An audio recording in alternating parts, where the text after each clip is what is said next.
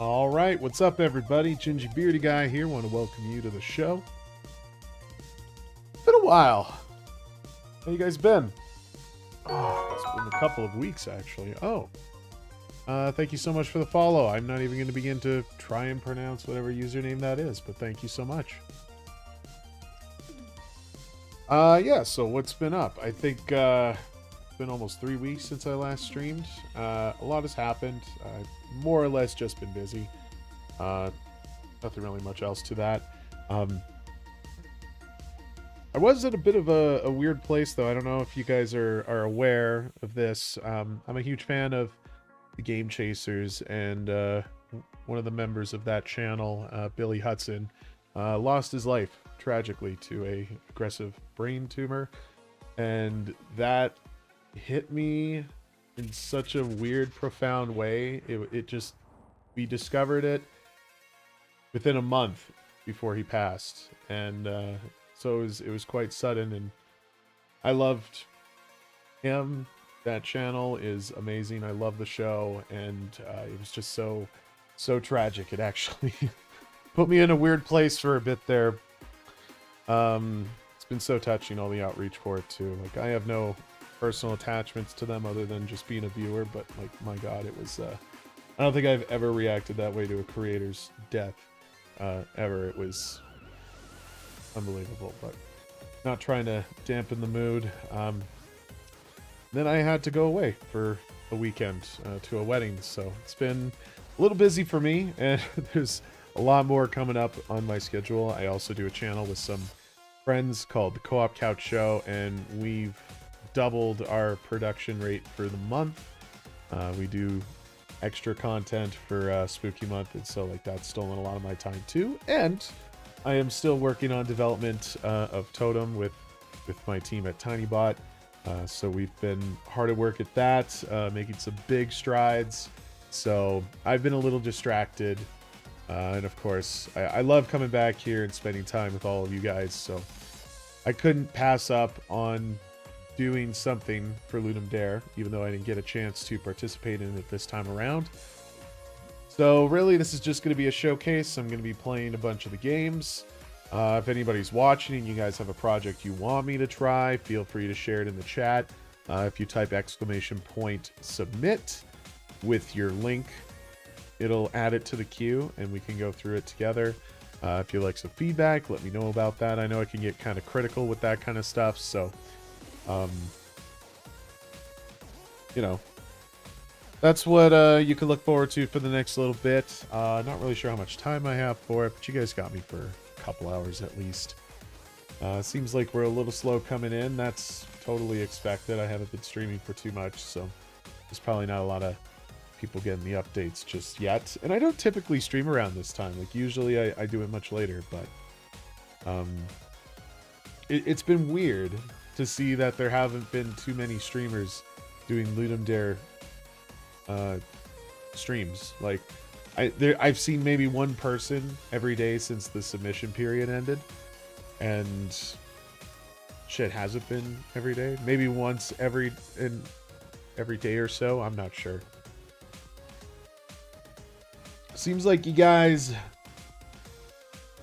need somebody to do it, so why not?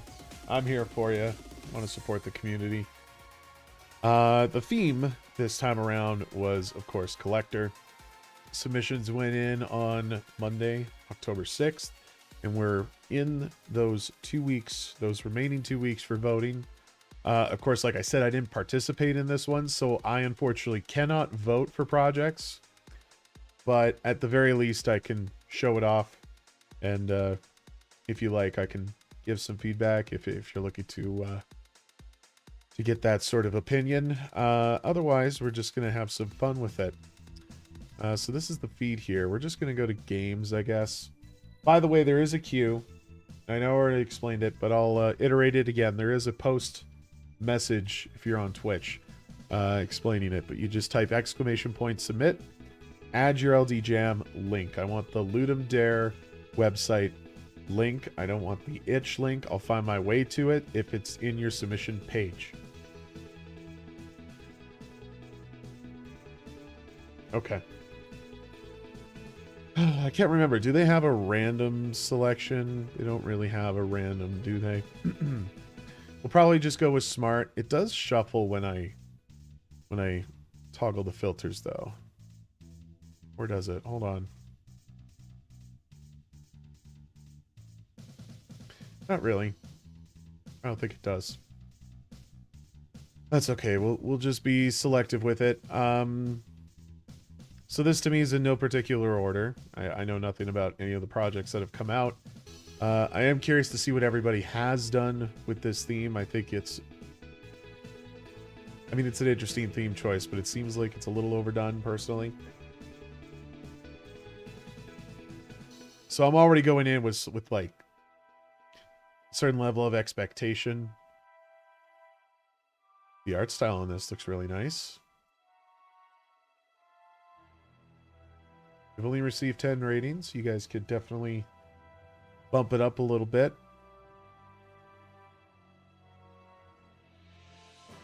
Where's the link to it? Oh, interesting. You're sending me to a Dropbox.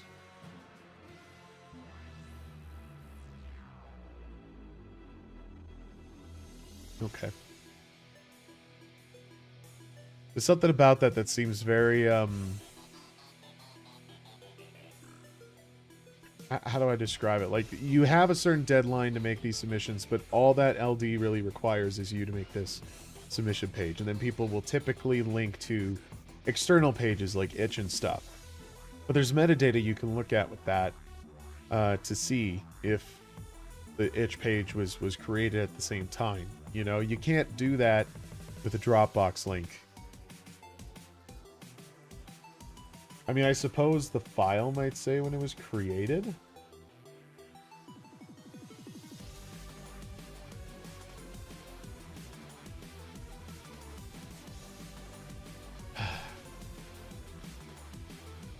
My Windows Explorer has been doing this funny thing where I somehow lose the ability to like click on items in the window. I'm not going to show it because it's...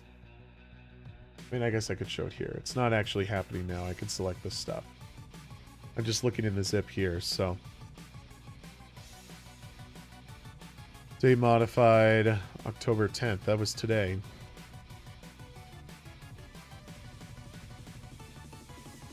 Interesting.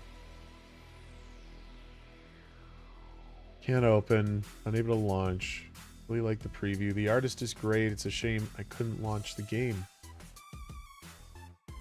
Okay, well maybe there's a reason why they're not... Oh,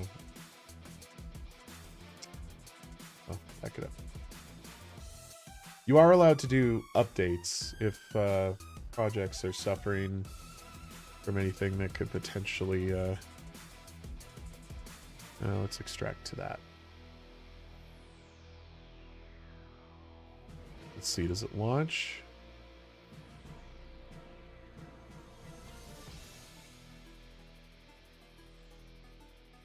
Oh, interesting. Why did it put that up? Hold on, let me turn some things off.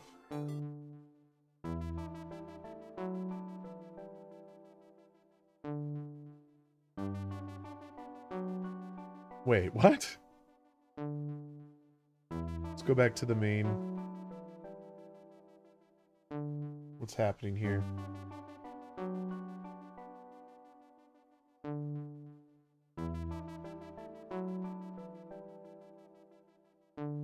Let's try this. Because once I click into it, it goes away. And I don't know why. Can I actually... 11. Okay, that kind of works. I can get around this.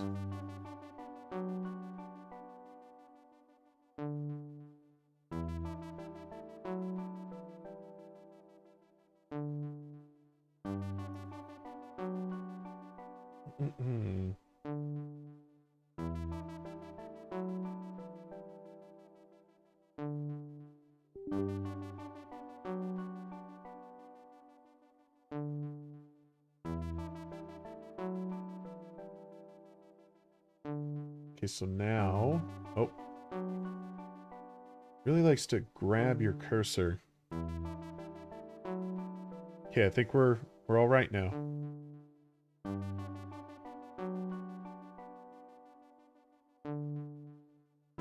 One more thing I need to do. I can already tell that this is going to be a very cumbersome thing. And I don't know how well I'm going to keep this up. So this is a jam game by... I was going to say it's one single user, but it appears to be a group, so...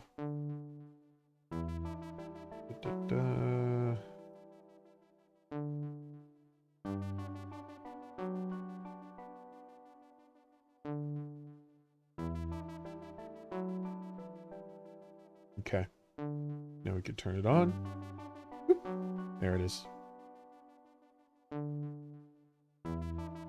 All right. Ready to go. URC science vessel prescient meridian approaching the uncharted planet KM31. We have a visual, my lord, holding in high orbit. Behold, a realm untouched by men, unsullied from the rat thatchers and coinless men that roam our despicable capital back home. The people. They do not love me there. I hate them. Let this new soil bear my crest and my father's, and it's descending, my lord. I have seen it many times in my rest. It begs for my ears. Let me tell you, I have been chosen by spiked god Essereth himself. He has revealed his true form to me, and now he calls me to this new home. My good Emerald. Oh shit. A lot of characters. I will entrust your soft hands with my illustrated journal. I have drawn here my visions, given directly from Essereth's will. Guide yourself with it. Take note of who roams here, and we shall control them. When we arrive, I ask only that you look upon the final page of my journal. It holds my magnum opus. So I guess my character is Emerald? Is that what is happening here?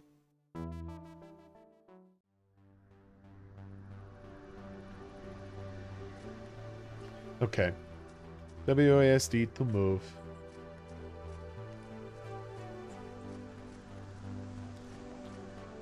Do I talk to you? Oh, I appreciate the sound.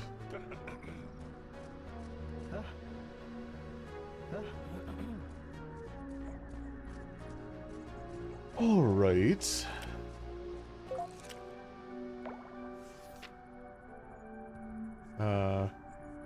Next page. Wait, can I use the... I can use WASD. All right, all right. Spherical creature native to the blue sands of KM31. It consumes and digests the naturally occurring gelatin. What do I do?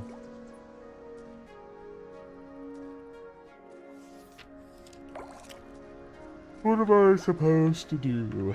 Eat a pickup.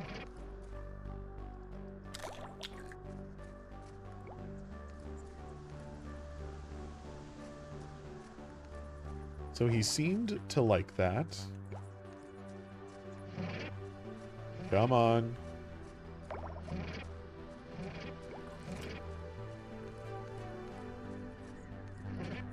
Come on, Mr. Crab. We lost one. Why are you guys losing interest? Come on. I have the tasty whatever the fuck right here. Come get your glowy thing. Your little round glowy thing. Guys, guys. Do I just bring him back this way?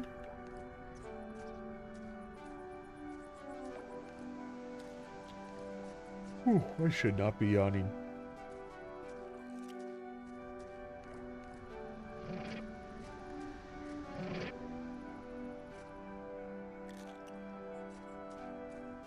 Alright, so I collect the glowy thing. They seem to really like to eat the glowy thing. But what do I do? How do I lure them? Can I throw it? Yeah, I kind of just placed it back down.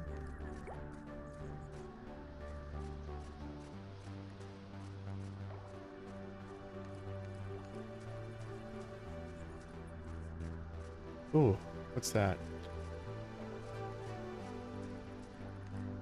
Ooh, excuse me. I swear I wasn't yawning before the camera turned on.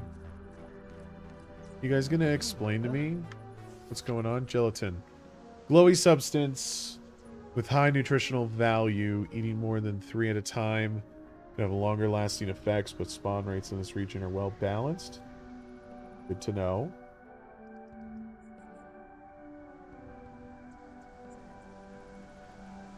But what am I supposed to do with it?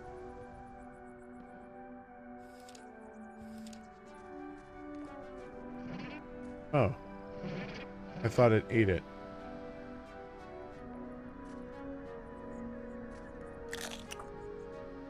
I'll get larger.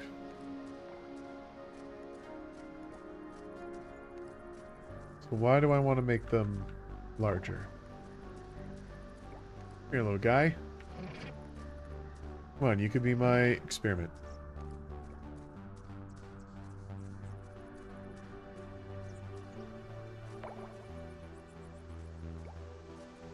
Hopefully he'll find his way.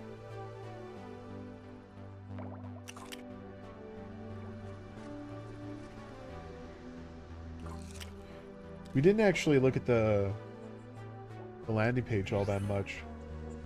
Oh, what the fuck happened to him? What do I do now?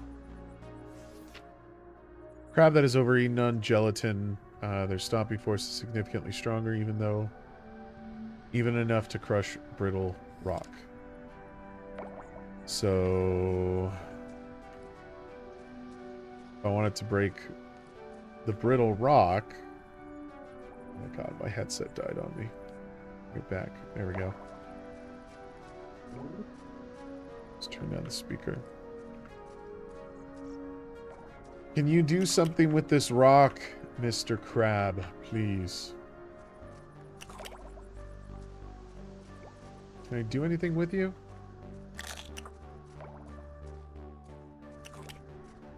Okay, well, he's kind of a pig.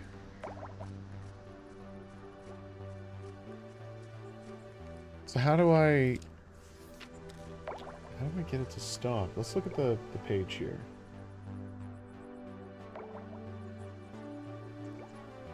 Driven by a prophetic dream of ruling an alien world, King Lamorak drives his pupils into the sands of a strange planet. Armed with nothing but the king's sketch journal, it is your task to study and document the creatures in this pale land. Oh, thank you so much for the submission, 11 Xeon. I'll get to yours right after this. You're actually the first on the queue. This was just a random. I am trying to find out what to do next, though. We have the crab. Can destroy the brittle rock. I would assume that this rock is what is brittle. Oh, I appreciate the follow. Thank you. Mr. Crab, I would like you to come with me. Look at this. Yes. No. No, you gotta come to me. Come on.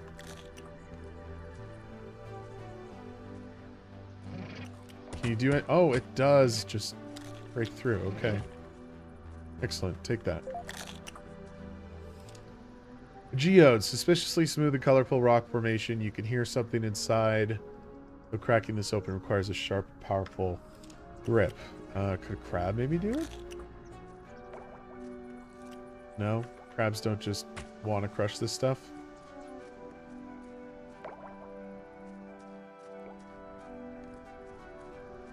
Alright, well, where else can we go?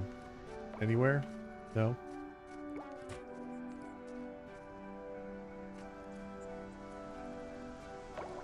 I've seen you shared it on Reddit. Did you also post on the LD page? I can't, because I didn't submit a project for this one, so I'm not allowed to post on that feed. Actually, I'm going to quickly just change the chat. Do we want over there?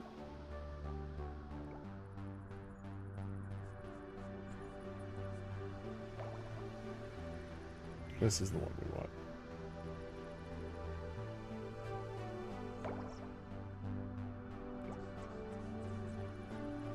But yeah, I can't post it here. It's all locked. I'd have to join the event, which means I have to make a submission page. It probably doesn't matter now at this point, but I'm just not even going to touch that.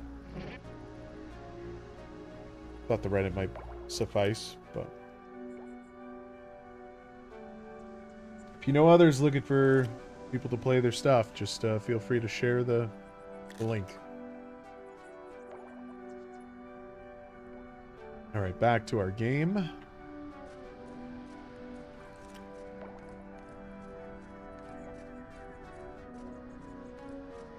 Oh, how did this clear out? Why is this clear? I didn't bring any crabs over here.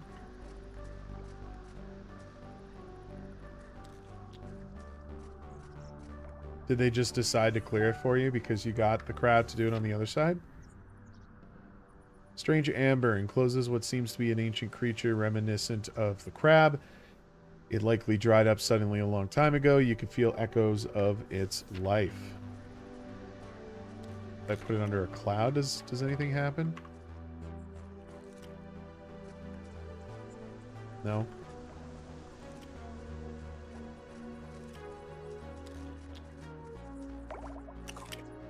Come on, crab. Come on.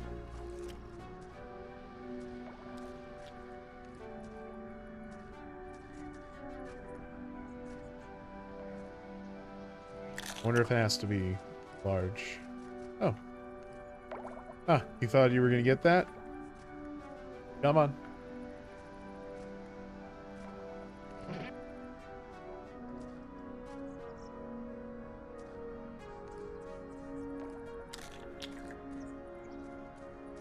Alright, so with this amber thing, can I give it to you? This game feels unfinished. Oh! What? Why did that happen? Well, the king's dead now, isn't he? Ah, that's how that thing happens. I saw it in the journal. I'm like, that's giving almost a little too much away.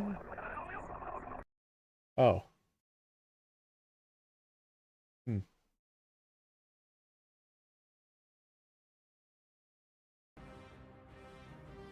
Okay. Well, that was King's Vision. Let's have a look. Capricorn Media, two-man game dev team. You guys have a website?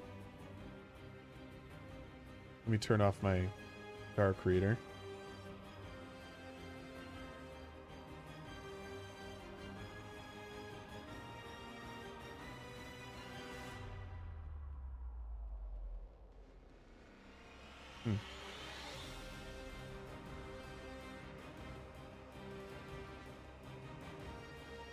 All right. Well, go on and support it. I will share the link in the chat for everybody. Oh, I hate doing this. The bot is going to flash the link up on the chat. But whatever. Okay, we can move on to actual stuff. Reason 11 Xeon? 11 Xeon is here for. Are you still with me, my friend? Pompo game.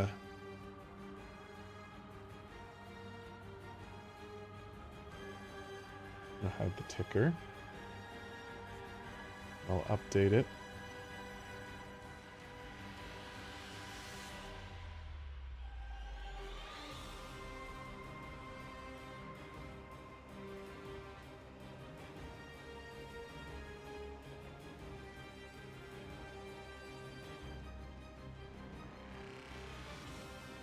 All right, are you looking for For feedback,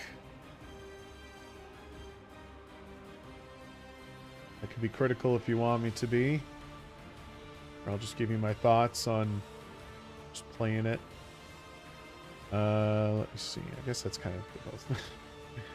I'm a little rusty. I haven't streamed for a couple weeks. Oh, cool. You can play it in browser too. That's awesome. Feedback for sure. Okay, cool. Love it. This one is for high score chasers. Click the shapes and get points. After the round ends, take an upgrade. Get more points. Don't click the skulls. Reach your target score for the next round.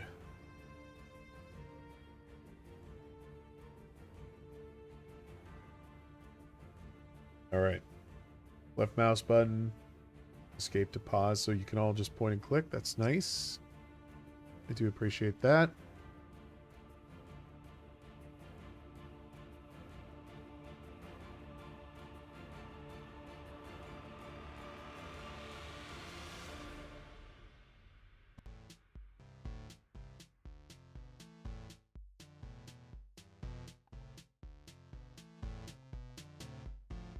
Pull up the music a little bit.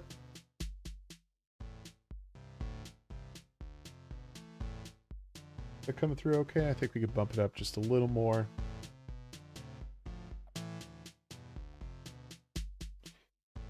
Alrighty. New game. Wait, what?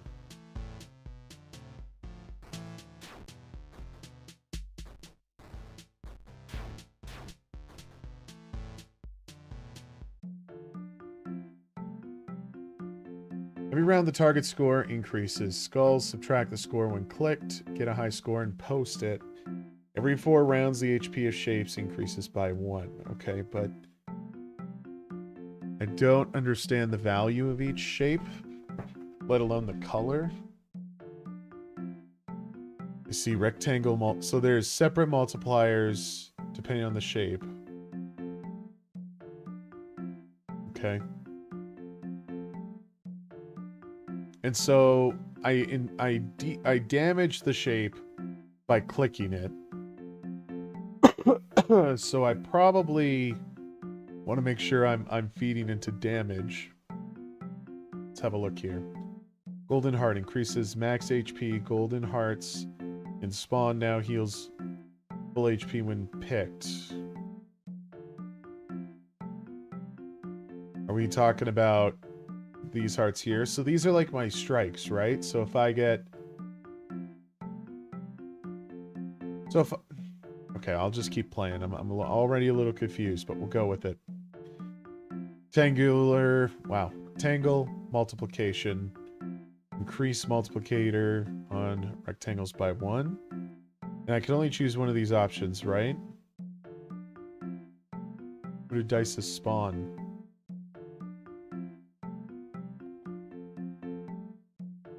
We'll do that. Oh my god.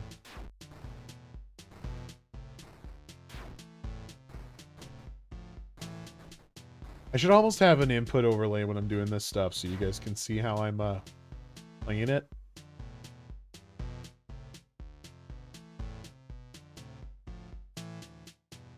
Oh, did I lose?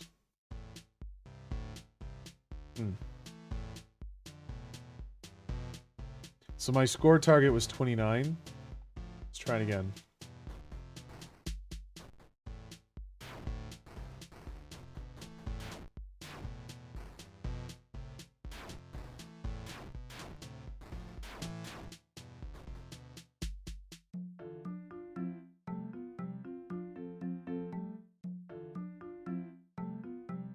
Yes, you need to hit the target. The target being each of the shapes, right?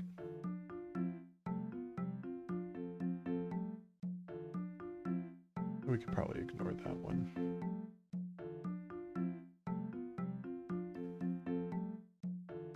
Increase the base score of rectangles by 3. That seems useful.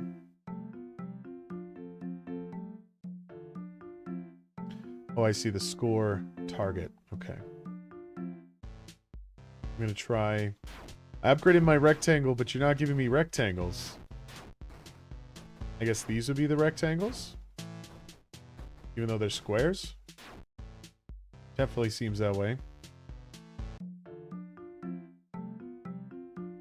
Yeah, I understand how the score total works.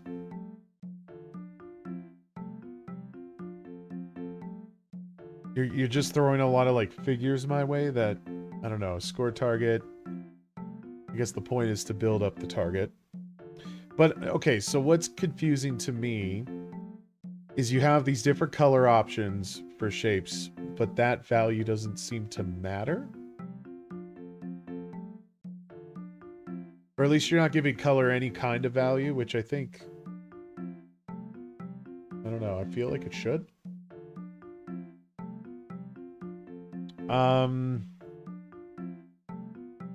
You have the individual multipliers for each of the shapes, which is okay.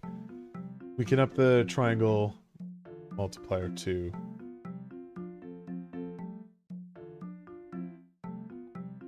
Upgrades for color? I don't understand. By the way, I'm just spamming my click. I'm not fast enough to point and click the one time. I kind of have to spam it. So shape HP has been increased. Okay. Shape size. So this will increase the point that you're given from killing a shape by 3, but will also increase their HP by 1.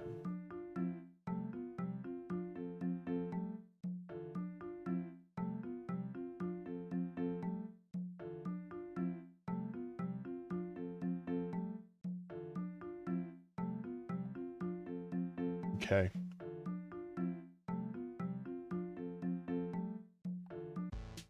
Now I have to click twice to kill a shape? Okay. I'm gonna lose. I don't have those kinds of reflexes, my dude.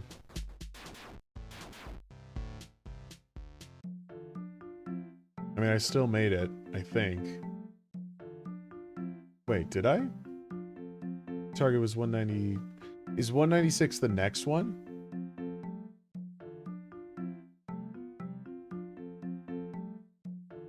I kind of wanted to see, like, how much more I was over the limit.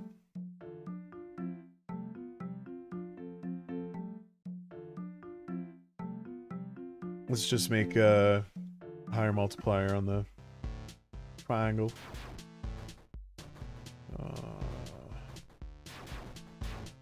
Like, I feel there's a way I could just use a macro to spam my click input. Which honestly might be the better choice, considering how slow I can move my finger. Increase click damage by 1. Okay, that would be useful. Let's do that.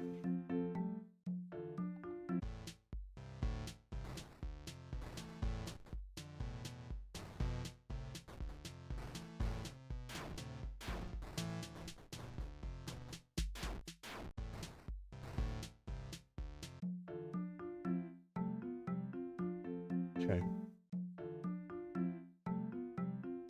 We haven't done any multipliers on circles yet. Let's do that.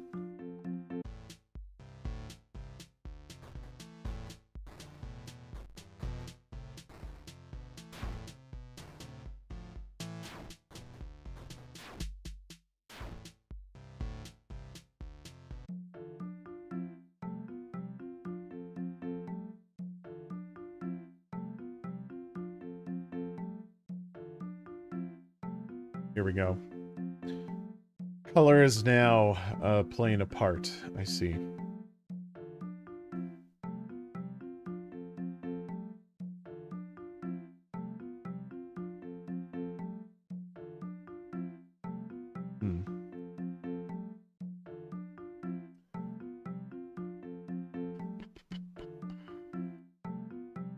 Wait, this is gonna decrease the red value? No. No, I don't feel like that's necessary.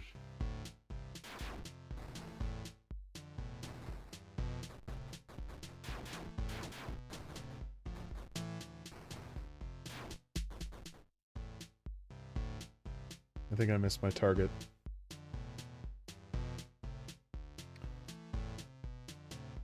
Alright, start a new one.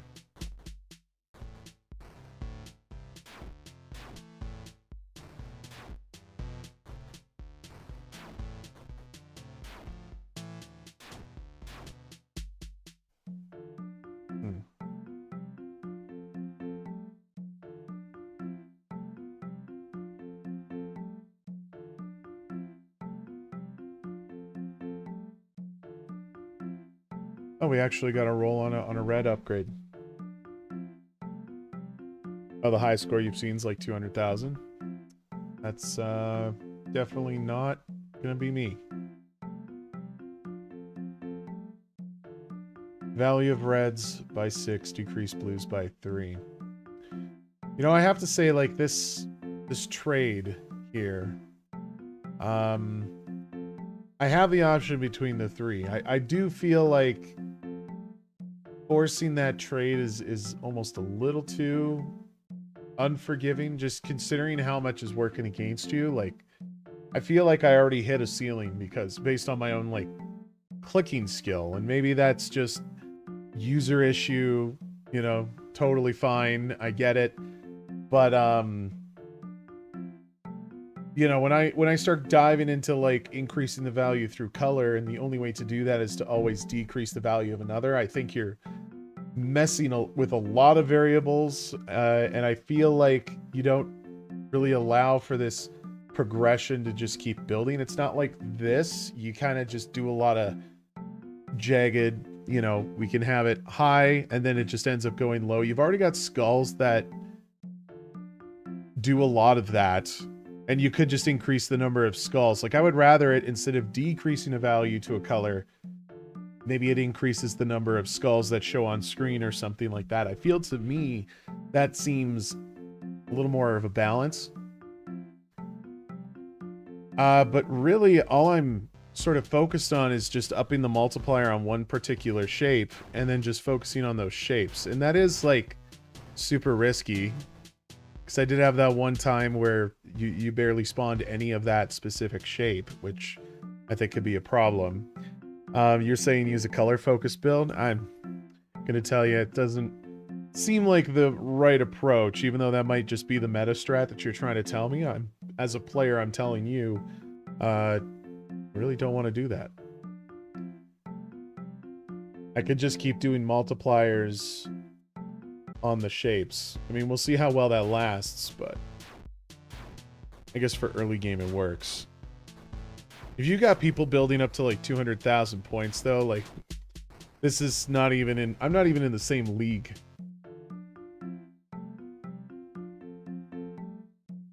Although I don't understand what kind of maniac can actually do that sort of thing.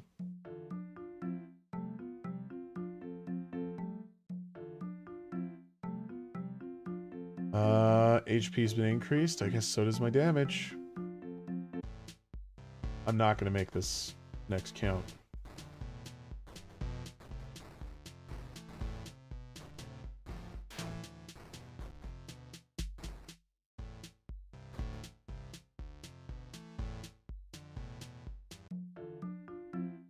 Well, yeah, of course. I know how the multiplier works. If everything's multiplied by 1, of course it's not going to go anywhere.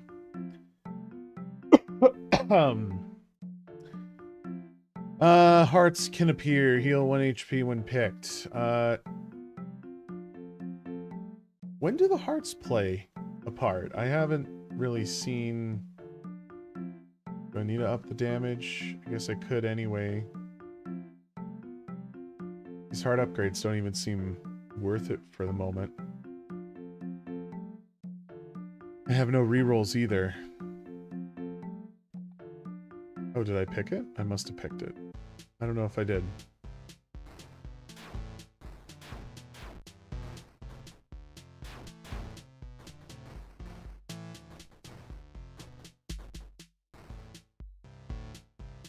Wow, 1 point. 1 point over the target. Look at me. If you click too many skulls. Okay, so if I did suck at clicking and I got the skull is where the heart would play a part. I understand. I understand. And I need the dice for rerolls. I guess that makes sense. The game even told me that, but... It's really hard to kind of like the flow is so stagnant. Like it... Nothing... You just have... I don't know. I'm trying not to be too critical about the visual style. I understand it was a solo project.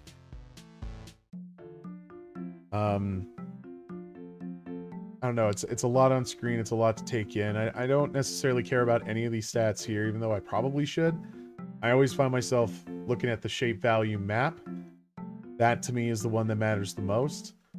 The rules, I guess if a HP boost happens or something that affects the next wave of shapes, like it shows up there, and I don't think that's necessarily clear enough. Like, sure, you're given a rainbow effect to it, but you already have so much on screen right now that's trying to pull my attention that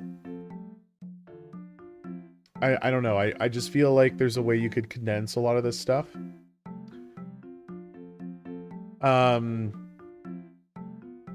You know, it's just a lot of text on screen. It just feels like a lot of word vomit. I know it's valuable information. It's a little overwhelming, and very quickly you have all these systems that are trying to pull you in different directions that I don't think you're giving the player enough time to really clue into what exactly is happening. And that could be due to a lack of feedback. Like when I'm killing a shape, I kind of want to see the number pop up on screen, like a, you know, when you see like a first-person shooter, something like Borderlands, where like the number pops up when you deal the damage. Like I kind of want to see the point that I'm awarded from touching the shape. And I think that just helps kind of, like, you have a lot of this information there, but none of it is like complementing the other, if that makes any sense. Like when I'm killing a shape, I could see the result of the decisions I've been making, right? And yeah, the number at the top, your score, is doing that, but I'm not focused on the number at the top of the screen. I'm focused on the shapes that are traveling across it. So I'm not looking at that number till I'm done. I got a couple ideas on how to condense the info, which I'm trying to do in the next update. Perfect. I think iconography could play a big part in it too. The shape value map, I think, is a perfect example of that. Like we clearly understand the value of each distinct shape and its color. That already does a lot. I think the rules you should just put as a separate, like an optional thing. I guess I can't do it here in the browser, but oh, how do I full screen it again? There we go. Oh, I can bring up a menu. Yeah, I think rules should just be something that comes up when you hit the escape key or if you pause. And like I could deal with this in the corner if maybe there was a way to unify with the shape value map. I don't know.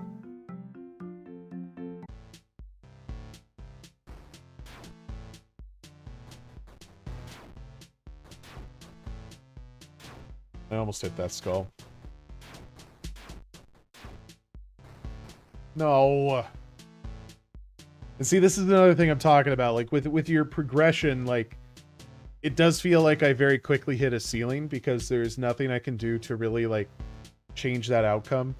Everything will always build to just making it slightly over or out of reach. And when you have somebody like me who's not necessarily like, you know, I'm not playing with like super high DPI or like mechanical keys or any of that kind of shit. I'm not sitting here. I'm trying to spam my input. And frankly, I think I can only get myself through like 3, maybe 4 rounds before there's like a ceiling I hit. And I don't think you can blame that on user error because effectively I've soft locked myself from progressing further, right? So, just with the way that you've kind of balanced a few of these things, like that's why I talk about like when you're trading off the value of the colors. I don't know if you need to do that. because you already have a target score that constantly updates and gets bigger and bigger, and the player's trying to like chase that, right? So I don't know why you would want to have that kind of sacrifice involved when it almost feels, at least for me, it feels impossible to even reach a certain point. Like, I think you need to give a little more back to the player to sort of help them kind of ease them into it, to give them like a sense of fulfillment instead of feeling like it's not necessarily playing fair, you know? I mean, I cannot imagine what someone has to do to get to 200,000 points. Maybe there's a whole gimmick that I'm missing, but I think if you're relying on a gimmick, I think you need to rethink a little bit of how this is balanced, but I will go for what? Circle multiplier. Okay, we'll do like, so give me some credit. I, at the very least, have not been forced to select a skull. I have not stumbled on a skull. I have completely avoided skulls and have had no purpose to use hearts. So I at least have that going for me. I do think it would be an interesting mechanic to play with where maybe it's a whole round of just nothing but skulls. And so the player has to figure out like which of the shapes they can use to get that score over the limit, you know? Like, maybe you have to take a hit, but you get the point for it anyways. And I didn't actually test that. Like, do you just receive damage, or does it also give you the point for the shape?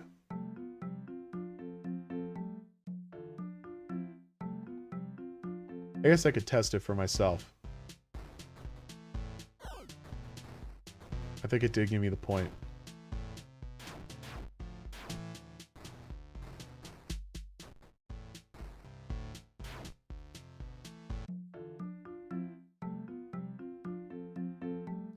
When you reach higher rounds, it will be hard to not click skulls accidentally. Okay. So it seems like you've accounted for a lot of this stuff. It's just maybe the buildup is a little too sporadic. I don't know. You've got a lot going on with this. And honestly, I don't know if there's anything that needs to be taken out. It's just, I think there's a bit of a balancing issue going on. Damage and negative points, or maybe it's bugged. I don't understand what you mean by that.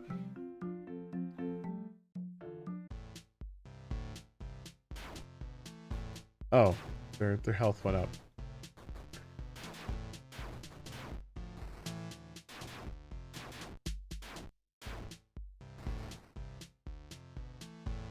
See, just trying to think of like some, you know, ways you could sort of like spin this into like, I think there's an arcade like sort of nature to this experience, but like not one that I really think that you've really capitalized on. Like, when you have a modifier like, let's say the health is increased or something, I think it's good that I know that beforehand so I could pick the appropriate upgrade. But currently what's happening is I'm not picking that upgrade until I get that warning. So I feel more needs to be done to sort of entice me to do it sooner. I think maybe you could have the shapes move a little slower at the start so that I could click enough times on it to kill it without having to worry about upping my damage multiplier sooner. Something like that. Like, if you reduce the shape speed just a bit, I'm not saying like half, but like somewhere in like 20% less, 30% less, like at least in the early stages. Like, if you added some sort of speed multiplier to the experience where it just, much like a Risk of Rain or like other roguelikes that you can sort of put under this category where the difficulty just ramps up as you continue, the speed could play a big part in that. But I think making it slower at the start at least gives the player a chance to sort of experiment a little more, have them build the values, and then start to introduce like bombs or whatever you're doing to sort of circumvent that.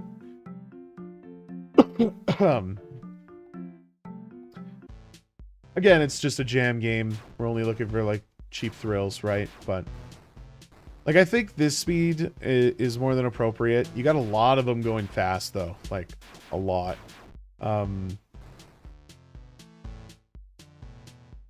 That's the end. That is the end. Yeah, I don't know what else I could really say about it. I guess you're collecting points, so like its relation to the theme is there. You know, I'm not gonna even touch on the artwork. I think I can totally understand. Solo project. Doesn't seem like you're an artist, which is totally cool. Doesn't really have to be anything flashy anyways. From a gameplay perspective, I feel like this isn't really a game that I can enjoy because it's trying so hard to be difficult for me. And so I'm not really getting that excitement, that oh, number go up kind of like primal sort of attention you're looking for.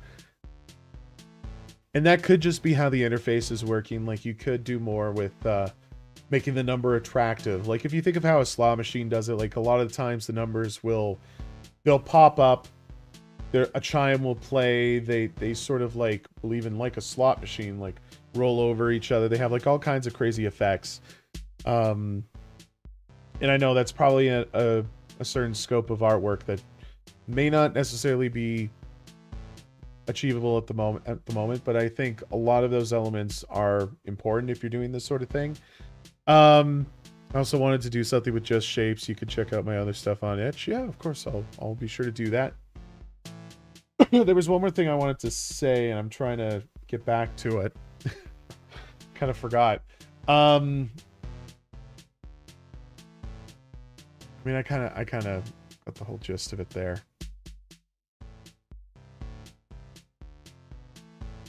Yeah, that's the gist of it. I think just a little more feedback, some more effects, maybe add a sound or two. Actually, no, sorry, it just came back to me. I think a fun way you could sort of spin this is make it like a missile command where I'm shooting a missile and then the shapes can get caught in the explosion from that missile. And then you could have them like traveling in all kinds of directions, not just like vertically in one direction, but maybe at a diagonal or something like that. And pull the camera back, like just have like a swarm of shapes. But then let me play it like it's a missile command. I think that'd be kind of cool.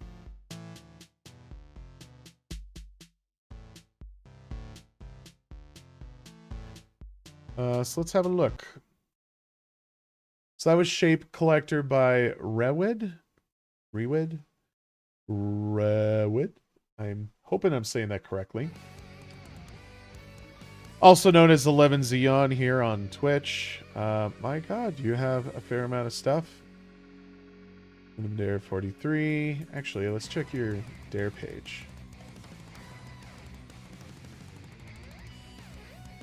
Oh, you've been in it for a while. 56 was actually my first Gundamdari. So this is what you did for Tiny Creatures, hey? Interesting.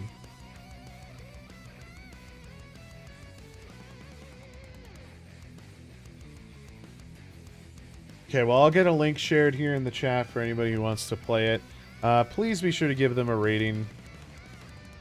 Fortunately, I cannot rate the project because I did not participate. It looks like you're doing well, though. You've already met the threshold. Lots of karma. People seem to be enjoying it.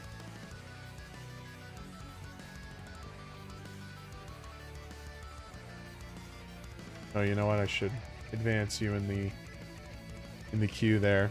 You can ignore what the bot's saying.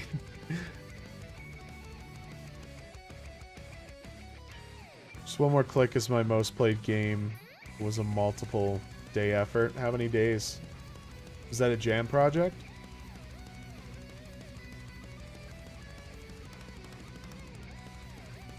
The art is cute. Did you make it yourself?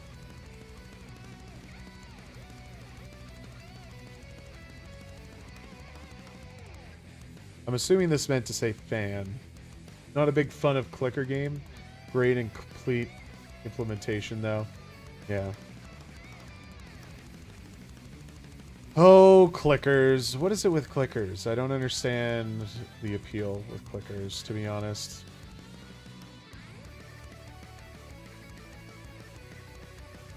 Was for Pirate Jam. Okay, interesting. Very cool. Alright, well, where are we at? Holy shit, we're just kind of hitting the hour mark. 50% bought assets. Okay.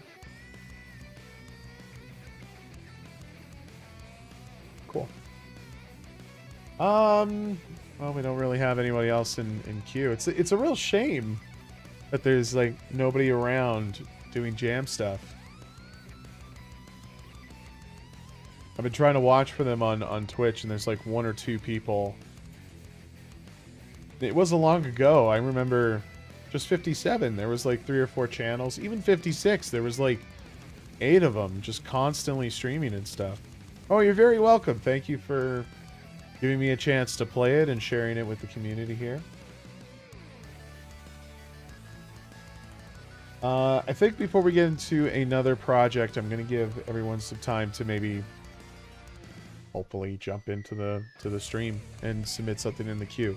We're kind of hitting that hour where my dogs need to get fed anyway, so I think I'm going to take a tenner just to step away and tend to a few things, and then we'll come back. This time around, it's really silent. I mean, this is early Friday night on the first weekend after submissions. I know it's been way busier than this. It's unusually dead. And it's disappointing to see, unfortunately. Hopefully more people will pour in as it gets later, but this being the first Friday post submission is just nuts to me. It's usually dead like about the midpoint because they gave it so much time, but we only have 2 weeks for rating now, so whatever. I'm gonna do my thing. Again, 10 minutes or so. You guys can enjoy watching some vids while I tend to my things. And I will see you in a bit. We have returned. 11 Xeon says they shared it. Do we have any new additions? We do not. Totally fine.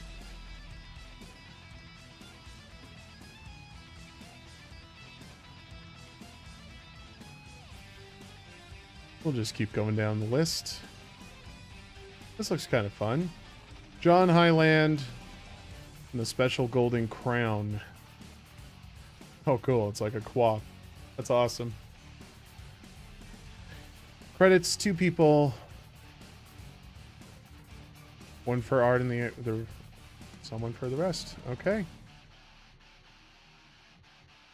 Game was made with my own game engine in C#, just like all my other games. For you. Game features adaptive music. Press F11 Alt Enter to enter full screen.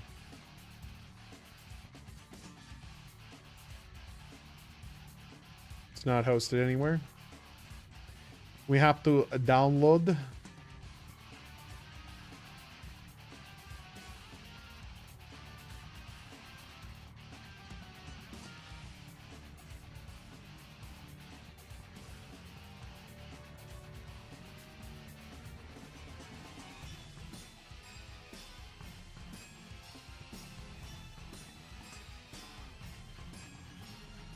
Oh, that's not what I want.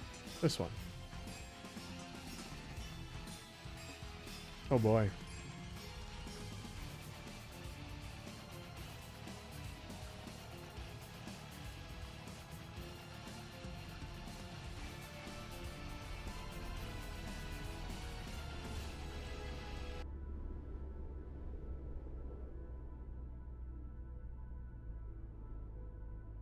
Uh-oh. So when I put it in full screen, it wants to grab my primary monitor. Not to worry. I got something else. Third-party program to take care of that. I have to grab limbs with the mouse. Okay.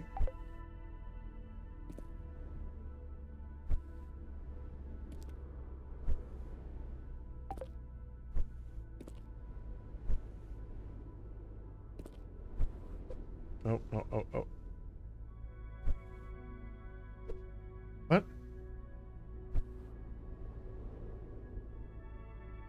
Here we go.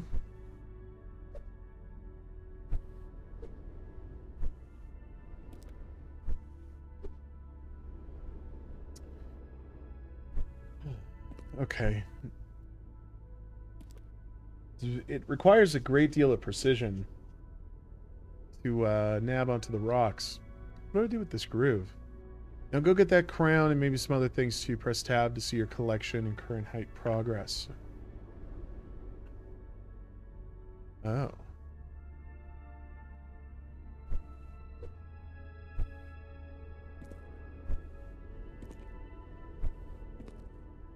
Oh, I could just grab onto that?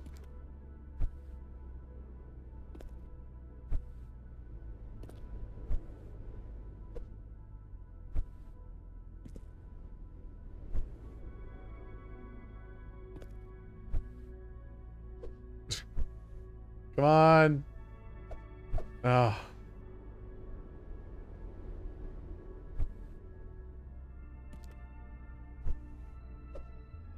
Wait, what? No, I want it in. Touch.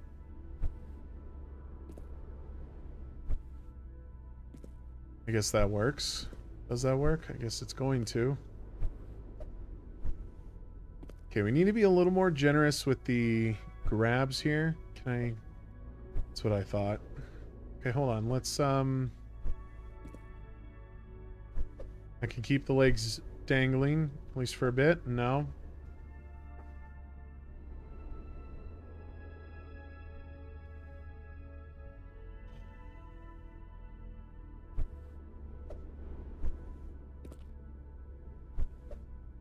Oh no. I want the hand.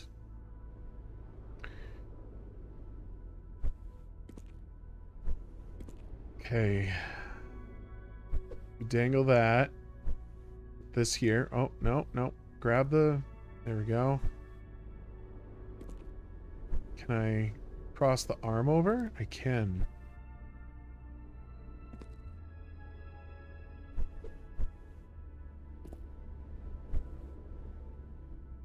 Oh no, oh no, oh no. Oh no!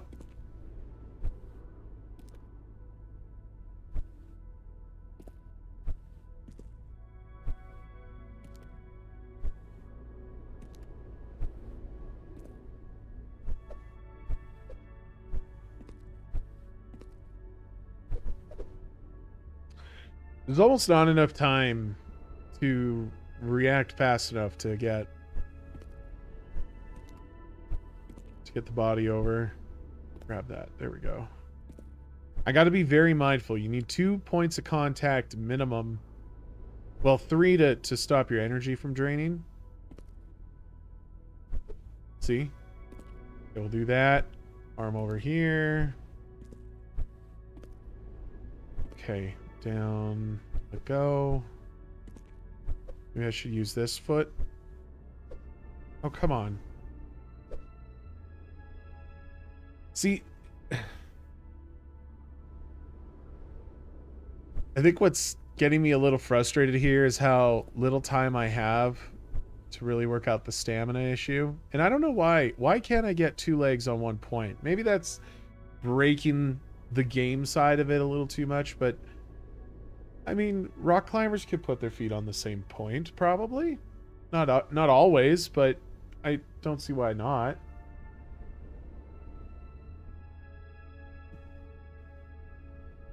Also, when the body parts dangle, say you miss the point, and then it just flops like that. Okay, well, I caught it quite well at that point, so maybe I'm getting the control down, but it did feel like I wasn't generous enough with that. Like, it was almost impossible for me to actually, like, grab the body part to correct my issue before it was too late.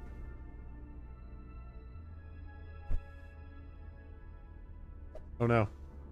Wait, how am I not able to... How is I not able to get the foot back onto that contact? Okay. See this? That's what I'm talking about. It dangles and then you can't do anything with it.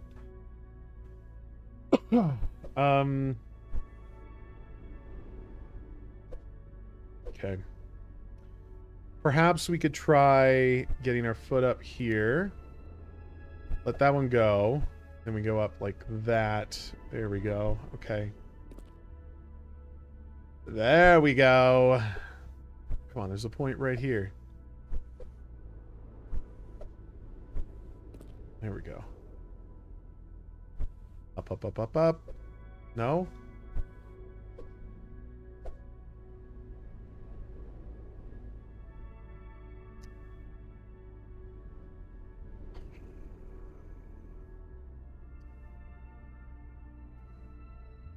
So in this scenario, I don't think that I'm going to do... I don't know if moving a single body part like this is going to do enough. Yeah. Because I kind of... There's no feedback to tell me if it's actually going to grab it. I kind of just have to let it go and hope for the best. Up, up, up, up, up, up, up, up, up, up. Like, how am I supposed to get around this?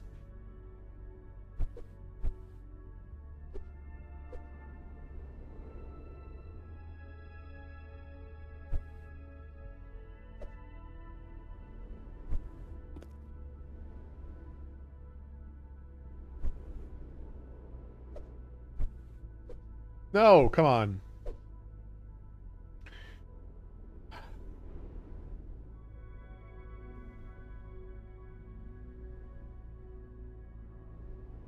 Boy, I really hope I find some of these things. That's the whole point of the theme, right? Is to collect stuff. So we dangle that. We lift ourselves up. See, you can't save it.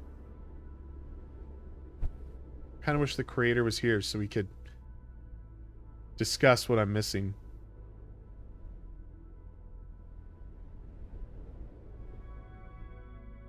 Wait, I missed. Something came up in the chat.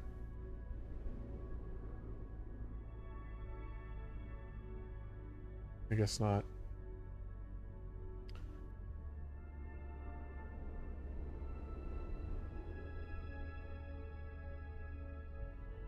All right.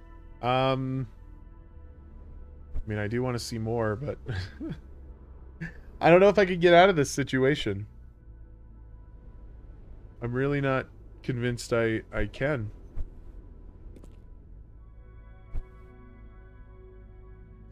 See, the leg totally holds me back there. What if I got rid of this? I mean, I've tried that many times. I probably shouldn't do that. Let's get rid of the foot. And we'll go up like that. No. I feel like 80% of the time with the stamina drain is when you're trying to reach.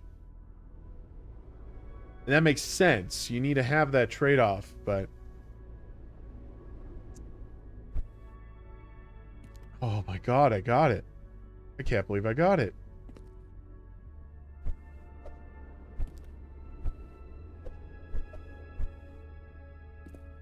Okay. Alright, so...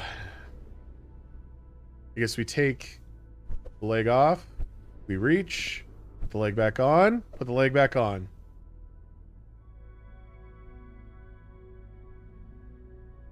I'm having so much fun. Go, go, go, go. There. No, no! Come on, dude.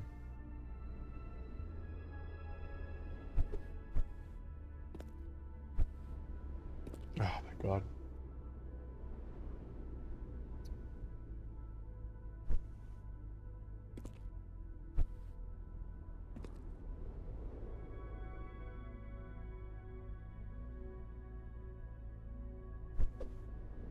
I mean, I will say the atmosphere is nice. Visuals are quite elegant for what they are. You guys definitely have the vibe down.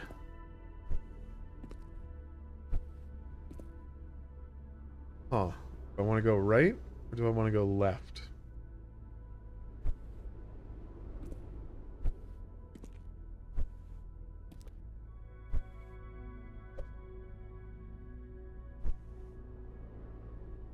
Oh, come on. Now this is weird. Why are my feet able to hold me like that? It just seems weird. Thought I was going to take a leg when I clicked on it. Okay, we can dangle that now. Dangle this. Go for the point. No.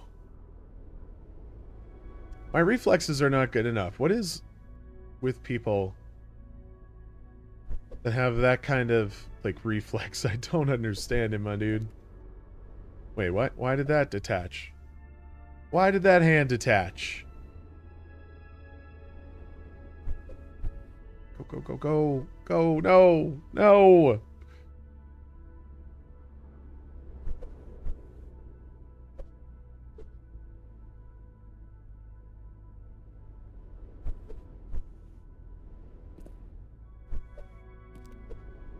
Okay, I don't know.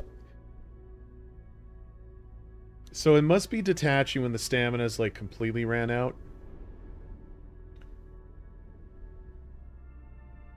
But then it's recovering as it's falling. Which, you know, it's good to have the feedback. It makes sense that it's doing that. But it happens so quickly. There we go. Up, up, up. There we go. Wow, this is a hard... Once you get into that circle, it's a real pain in the ass to get out.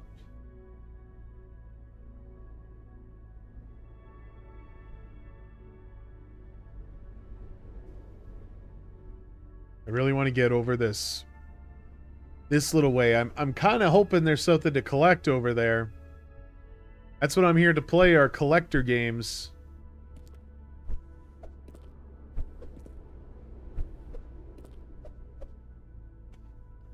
I guess shame on me for not picking the foot that had the full energy.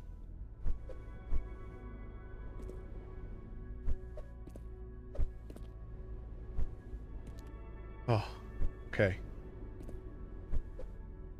Okay. Gotta do it again.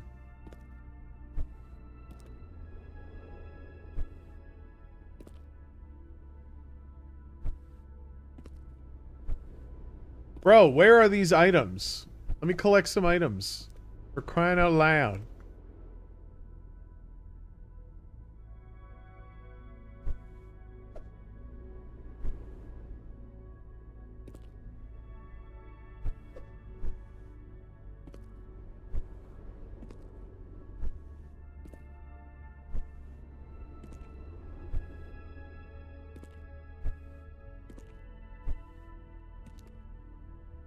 Okay, and up we go.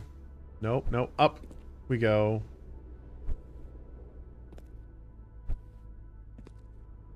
See, this is a better spread of rocks to climb on. Why is it not more like... Well, hopefully it's more like this going forward, but... This should be... This is better for the starting place.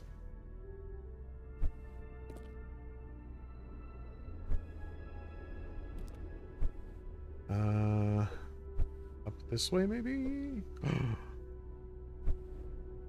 Okay, we're good. Good. Take that one off. Reach for this. There we go. Reach for that. Dangle that.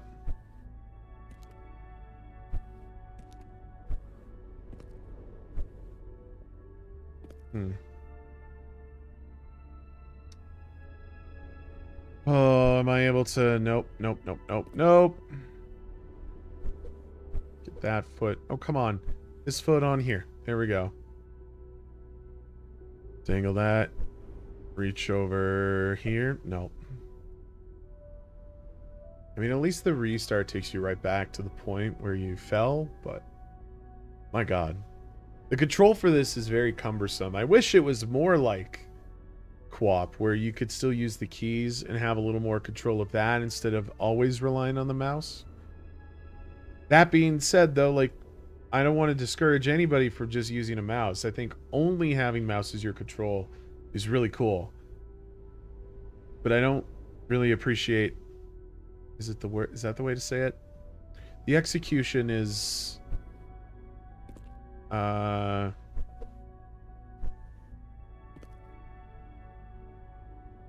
It's trying to be like this chill, serene kind of experience, and then the whole climbing mechanic just becomes frustrating. And it's mostly because of how this ragdoll shit works. Like,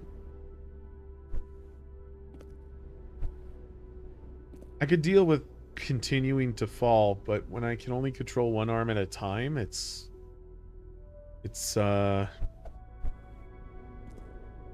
really tricky. Although I'm managing a lot better than I did before. Nope, nope, nope. We gotta get on a rock there. No! No!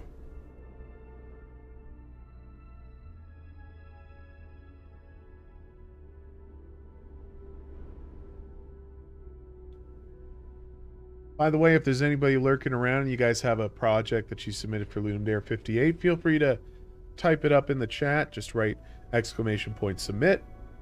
Share your LD Jam link, and we'll throw it in the queue and we'll check it out. Right now, I'm just kind of playing whatever I find. It's all random. So we'll just continue doing that. But you get front of the line if you want to throw it into the queue there. No. Okay. I think we get it.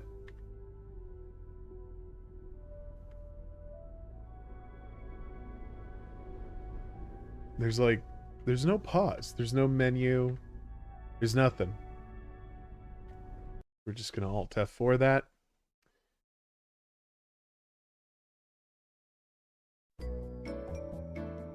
That was John Highland in a special golden crown.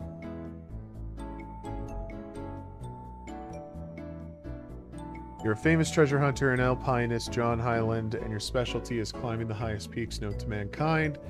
It's this time the government of Highlandia has made you climb the highest mountain of Highlandia, the Highland Land, to retrieve this. Oh my god.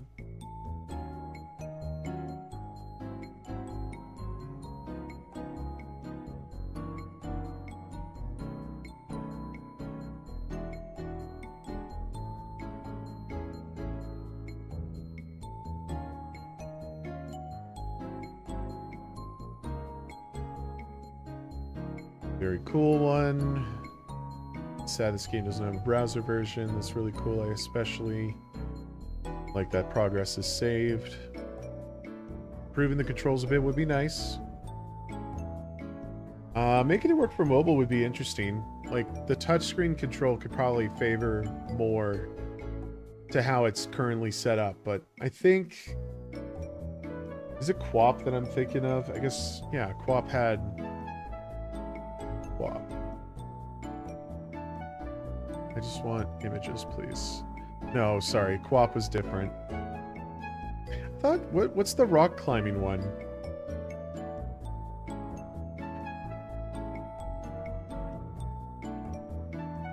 GURP. That's what I'm thinking of. GURP is totally the one I'm thinking of.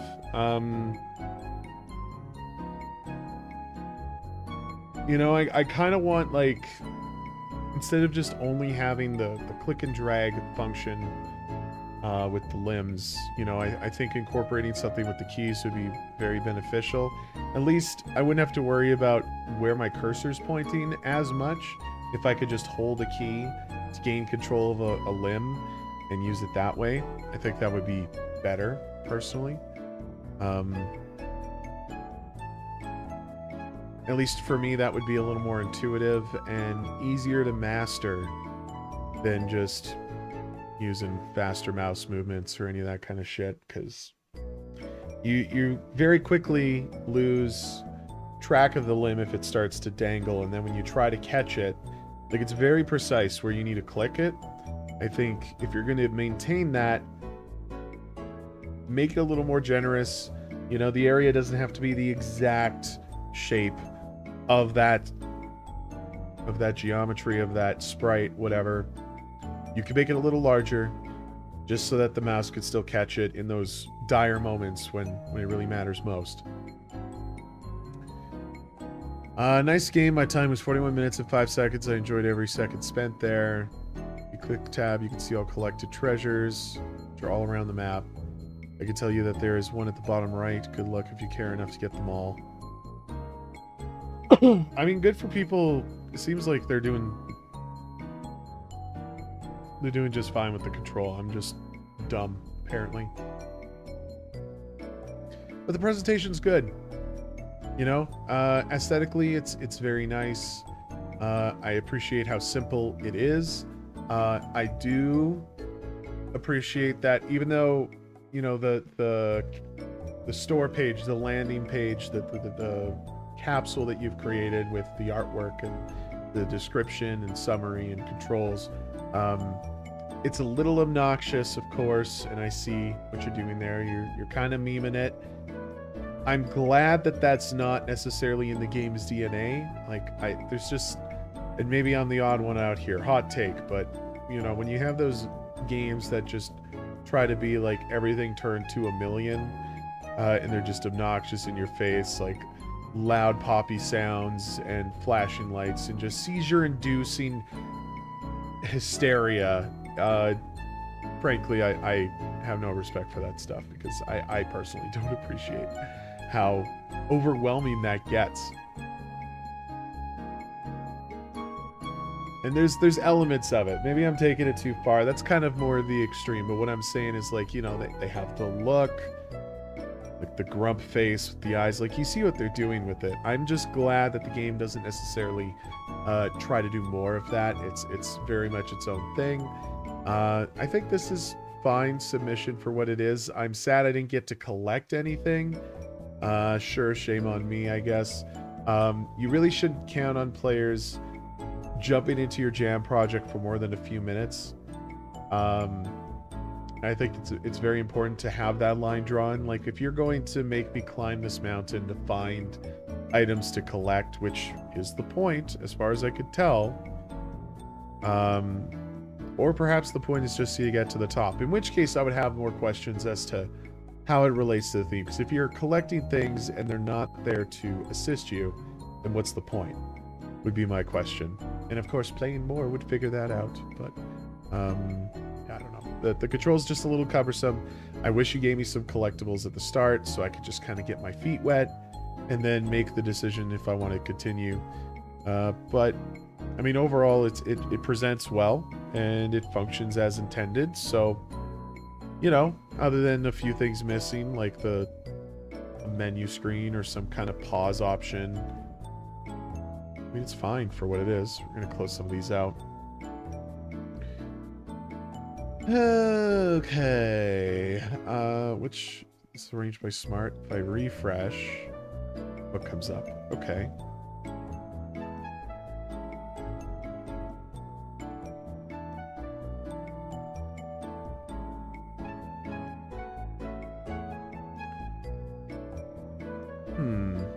Eeny, meeny, miny, mo. Actually, I just want to see 11 Xeon said they shared it. Oh, Keyboard Cowboys are playing. Definitely have to check that out. Oh, thanks, Sherwood. Can I heart it? I can heart it. I just can't post for it. That's so silly. Alright, fast food dimensions. Collect and hoard various food items for your hungry alien guests. We are having problems with having a false positive on the build. Sorry for any inconvenience. Recommended to play in full screen, cook and give food to customers. Watch out to not upset the customer. Look out for the customer's patience. Oh, okay, so... How does it relate to theme? Explore the dimensions. Collect ingredients to cook for the customers. Do different tasks to get those ingredients. Interesting.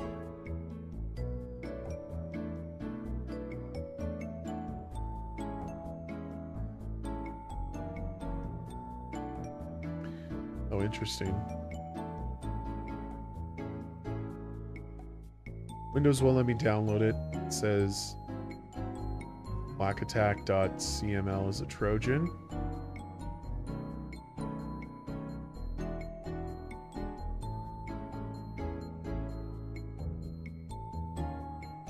Okay, so they uploaded a new version. Managed to launch the game and tested it. I really like the concept.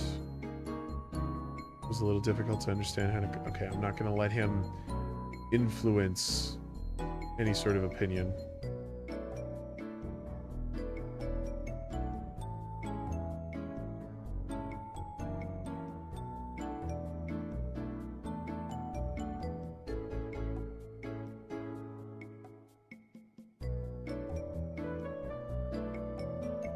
You know what? Just for posterity.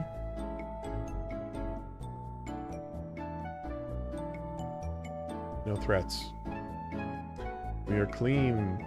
Well, that can count as doing a thorough search, but that's fine.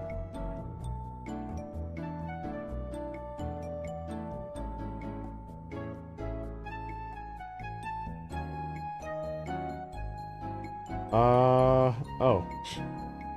There it is.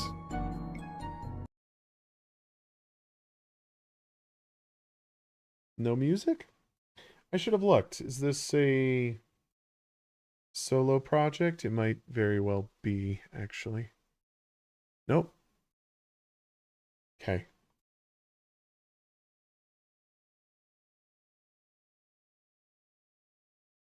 Dropping the ball with the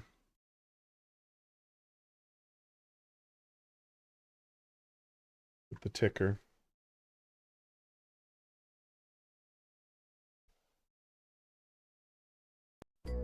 Turn that back on. Would hate to just leave you in silence. Give me a moment while I touch things up.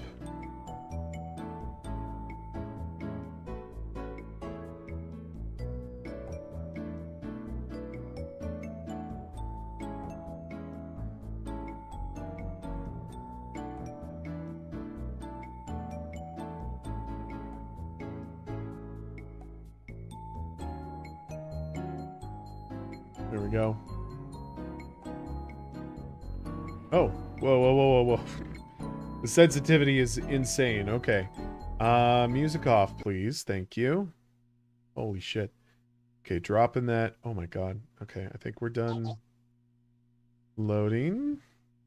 Dude, this sensitivity is unreal. Get out of collision.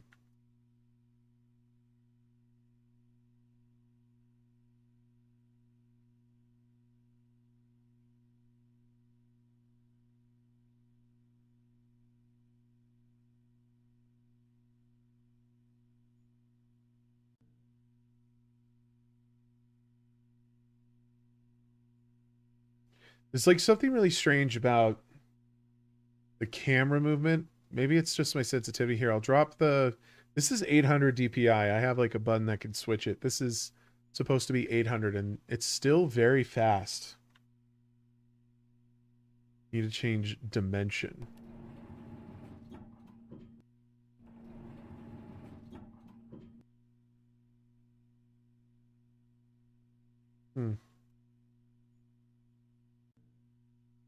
I like how the grid lines are still on the ground here. All right, so I don't know. Wait, what? What just...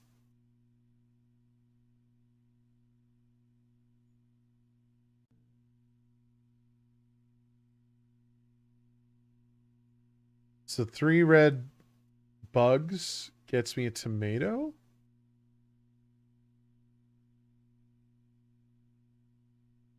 Oh no, I have to hold the button? Why does it have to be E? Can I use my left mouse button? Why can I not use my left mouse button? That is definitely something that you should use a mouse button for. Especially if you're going to make me hold it. You're going to take it.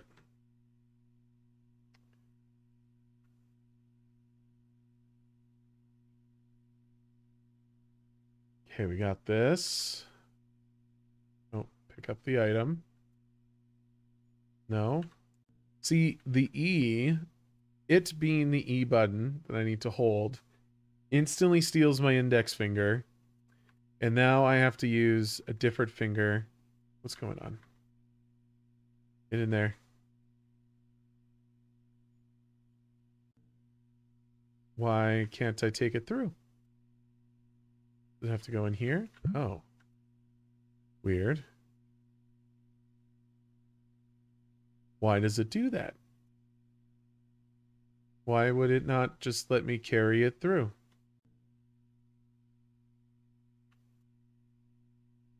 What do we do with it now?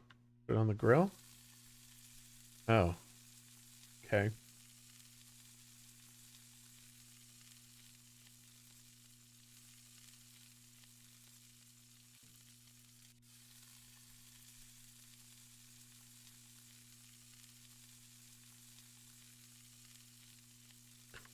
So judging from the photo, it says it wants the tomato, but only cooked to that amount, which it's going to take a while.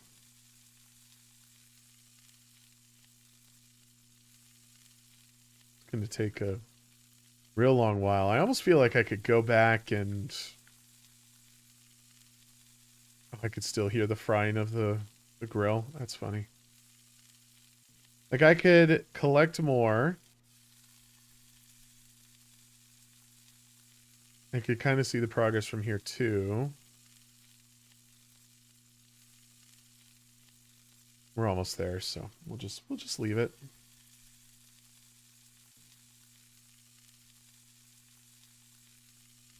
Okay. Is that it? Is that up to your satisfaction? Is there a way to pack it? Is there like a box maybe?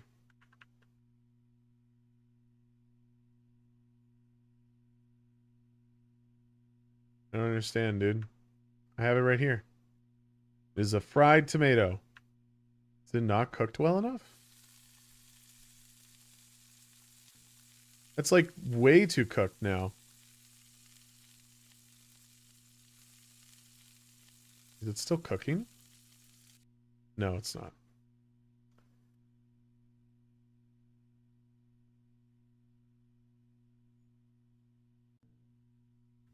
Okay, well, let's have a look here. Blah, blah, blah, blah, blah, blah, blah. It was a little difficult to understand how to collect them at first. For example, I don't understand what I was supposed to do in the oops all drill. But it looks really cool. Also, making different dimensions like those in such little time is impressive for a small team. It has some cool mechanics like digging up burgers in Burgerland, giving the ingredients to a wow, a vacuum cleaner. I mean, I want to be supportive of it. I do see the intent behind it. I think there's some cool stuff you could play with here. I am curious as to why you can't just carry the item through. Like, are you guys using an actual portal for it?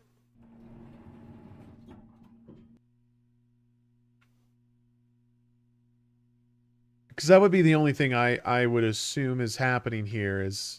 Oh yeah, you definitely are going through a portal. Oh, what's this? Hey there, little guy.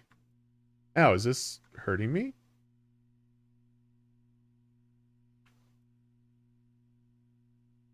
Why are you...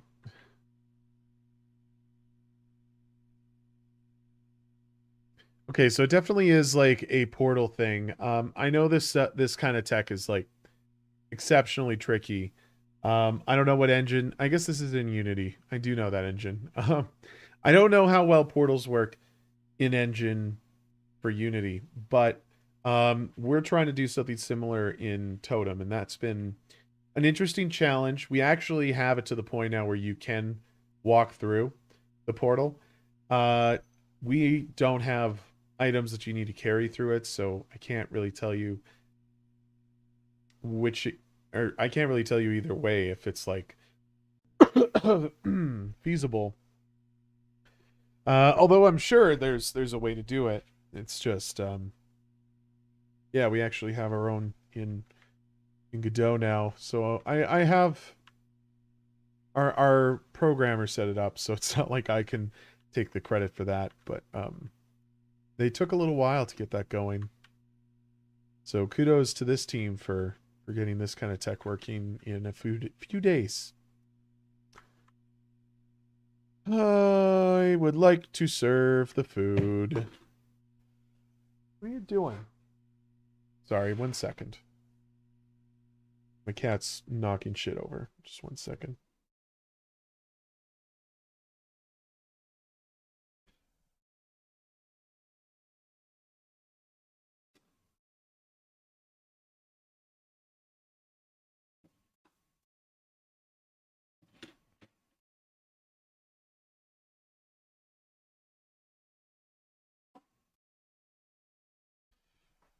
All right. Cam is back on. I mean, I don't know. I don't know what more I can do. I've already overcooked it. I could try cooking it again, but it wasn't satisfactory before. So is there some other step that I'm missing?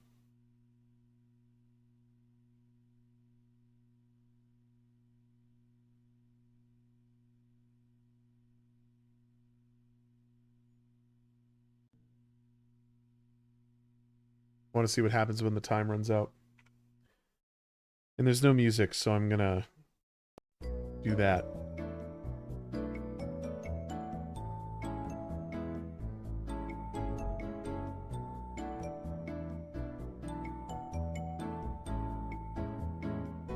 We will just patiently wait. Let's see what other dimensions they have.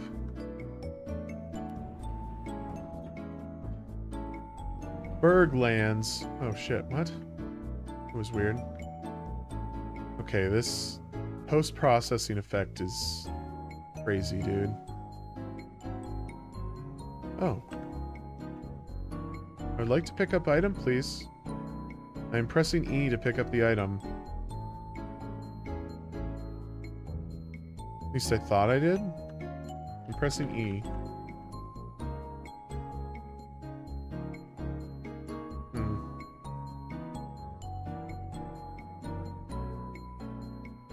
Oh, why is the gravity so low?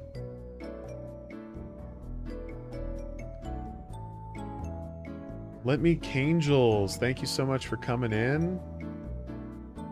I'm about to finish up this game here so we can play yours next.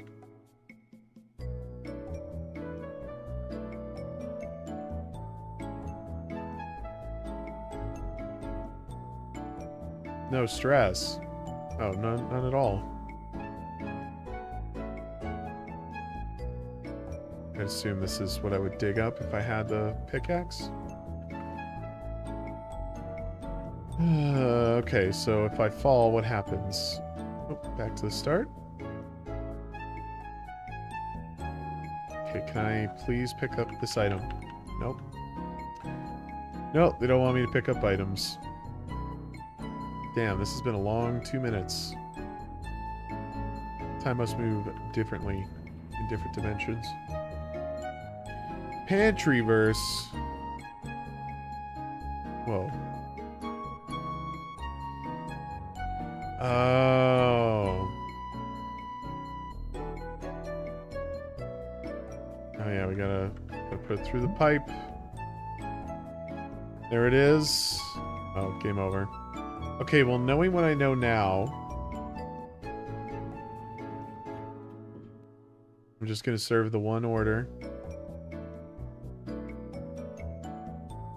There they are. Lettuce, okay.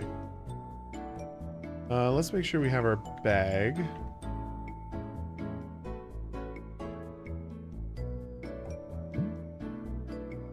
I mean, I would say that the pantry is the kind of place for this sort of thing. I mean, I get it's like a pantry or just some sort of other storage location, but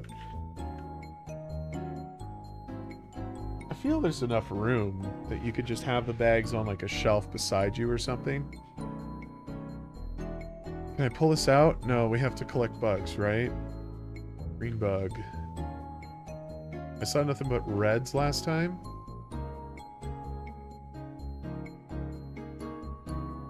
There's so much area.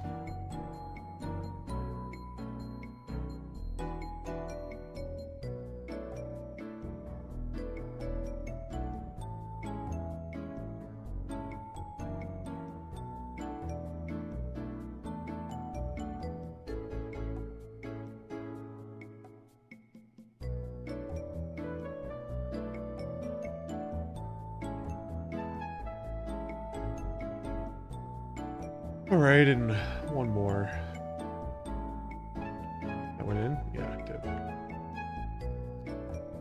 Shift would be nice.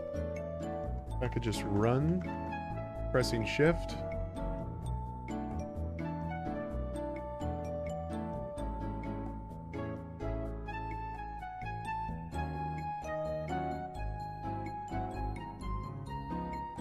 There we go.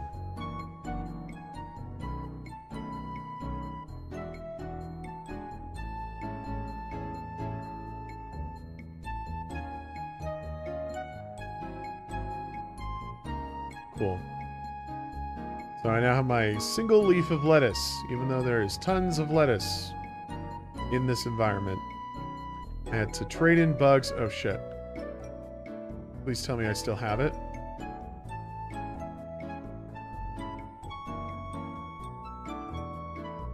Oh no. I think we lost our leaf.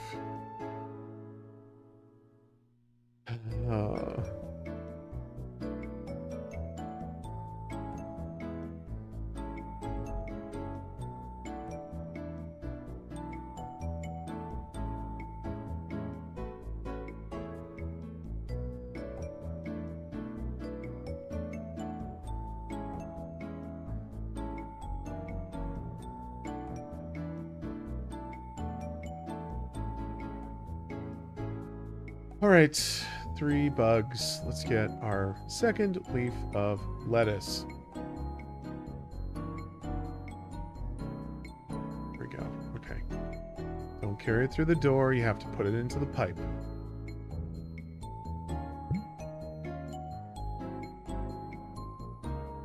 We just want it ever so slightly fried. It's not even like a quarter. Like a quarter of a quarter. Okay.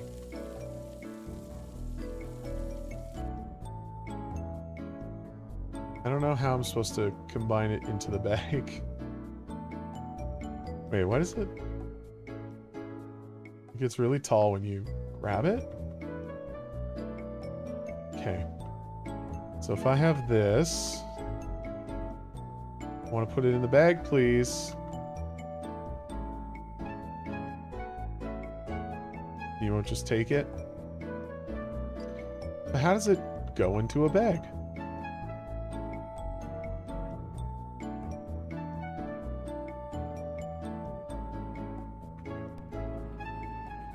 I must have missed something.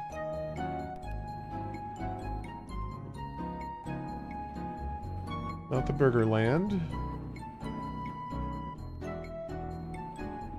Anything else I'm missing? What the hell is supposed to be on this shelf?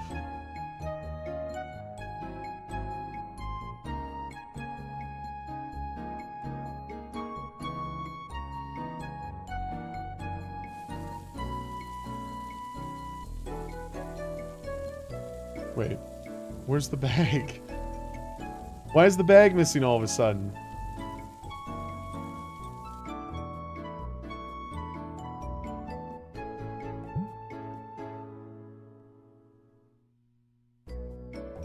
So I have the item. I want to put item in the bag.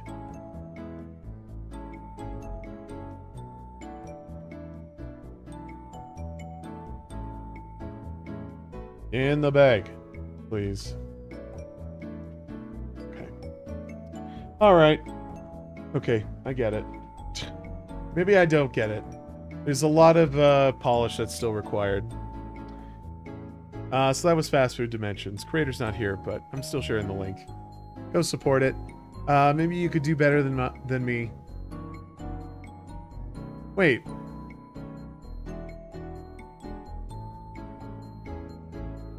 So he cooked it. That GIF is so fast. So it's cooked, and then it does go into a bag? Wait, do I just put the bag and the food on the serving window? That's not clear at all.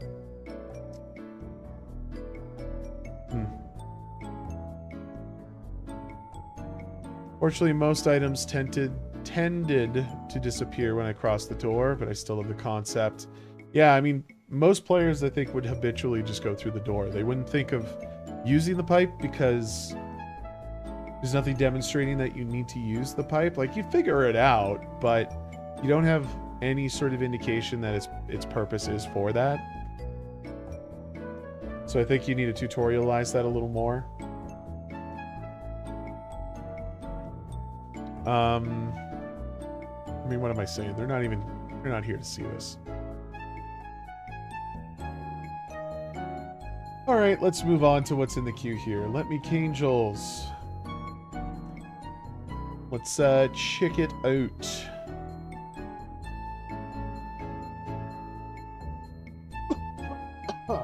Pardon me.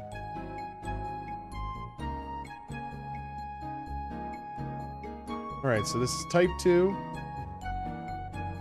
There's 4 of you in the project.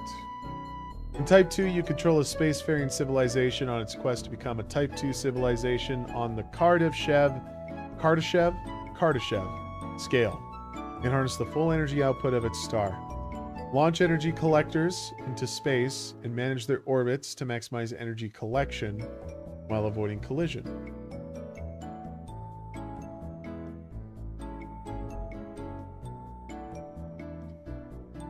Aim, hold, and release with your left mouse button to launch energy collectors. Press space to use fuel and slow down the collector to adjust orbit. You can speed up and slow down time with the arrow keys. Okay. Hover over collectors to select them for adjustment. You have 10 minutes to construct your energy collection network. Okay.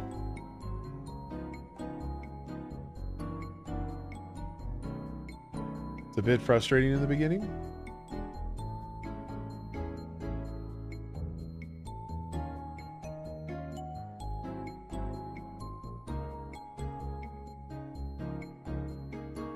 Oh, wow.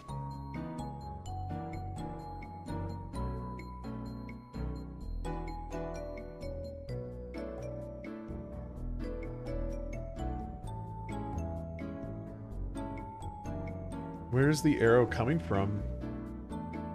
Oh, I see.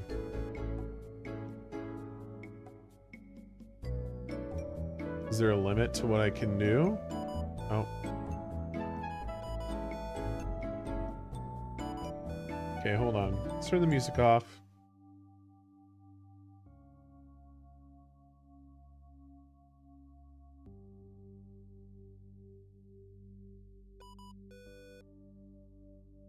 I want to generate orbits, so placing the arrow opposite of the sun. I mean, that kind of makes sense.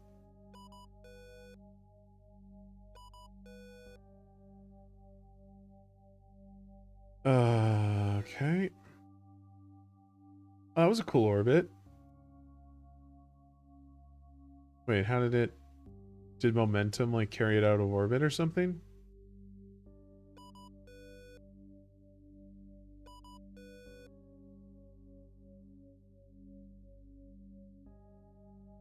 So let me Kangles, are you looking for feedback as I'm playing, or do you just want me to showcase it? Sure? Okay.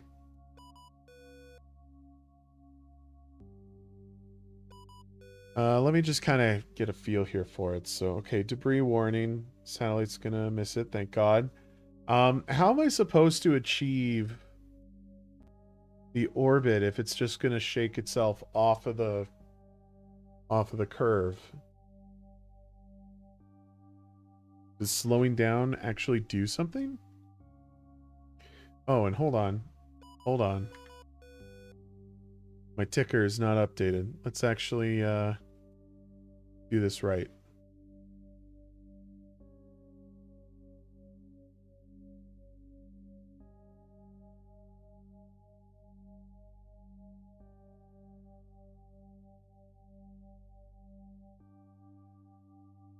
Might be easier just to pick each of you separately.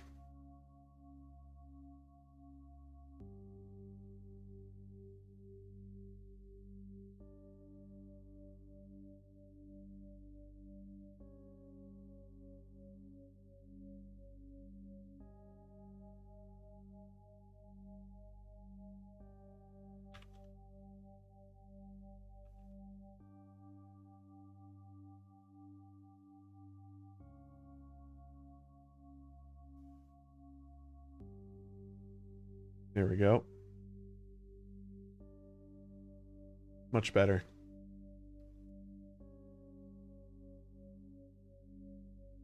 Full screen again, please. There we go. Wait. How are these still floating around?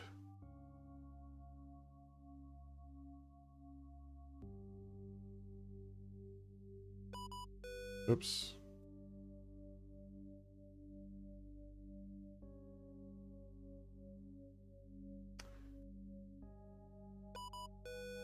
Oops. There's nothing I could do to control the satellites after I've sent them away, right?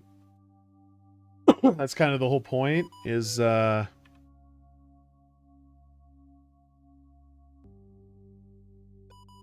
just kind of drift, right?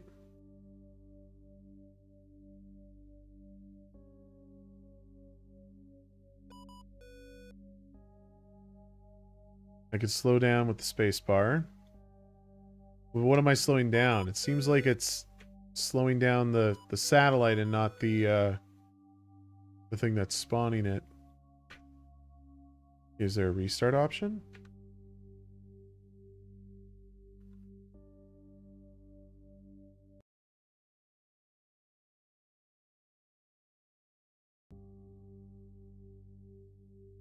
Oh, that looks pretty good. It's gonna touch.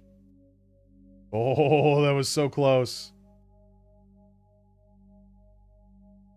It seems like a really good one. Lucky me, I guess.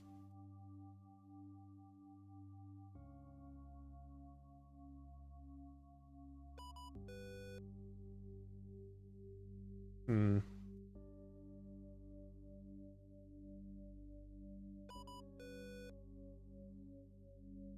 So it seems like... See, that's me slowing it down now. But I only get this control on the last satellite I send out, right? Does that just stay there now? I can hover.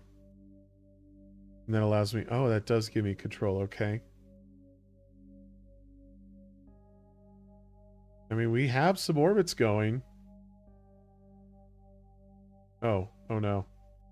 So much for that one. Let's speed time up a little bit here. Damn. Oh, come on, dude.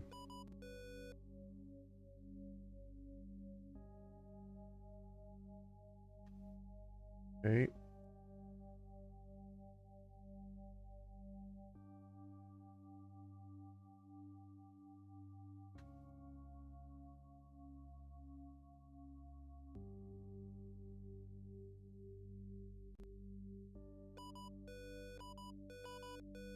Damn.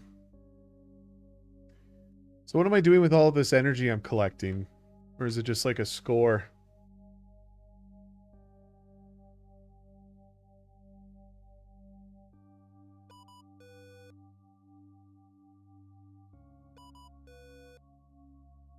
I think we're doing all right.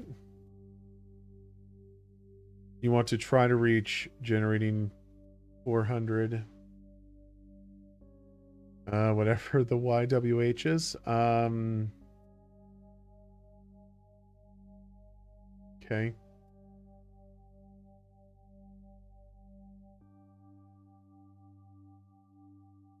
Oh no. I wasn't done controlling that other satellite. Well, that's annoying. I go out this way. I gotta keep remembering I want to shoot it out. Not towards the planet. Well, sort of in the same direction, but like...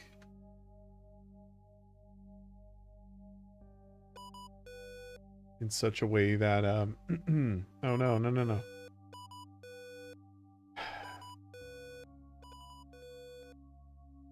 Oh wow, that thing's got some speed to it.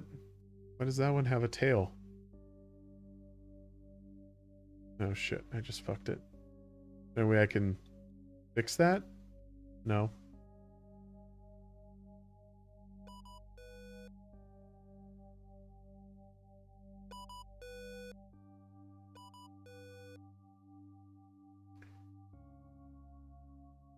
Okay,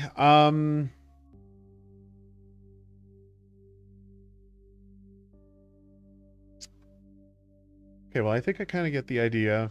We'll keep playing, and I'll kind of give you some thoughts here. First off, I understand. Jam project. There can only be so much time to put in everything that you want.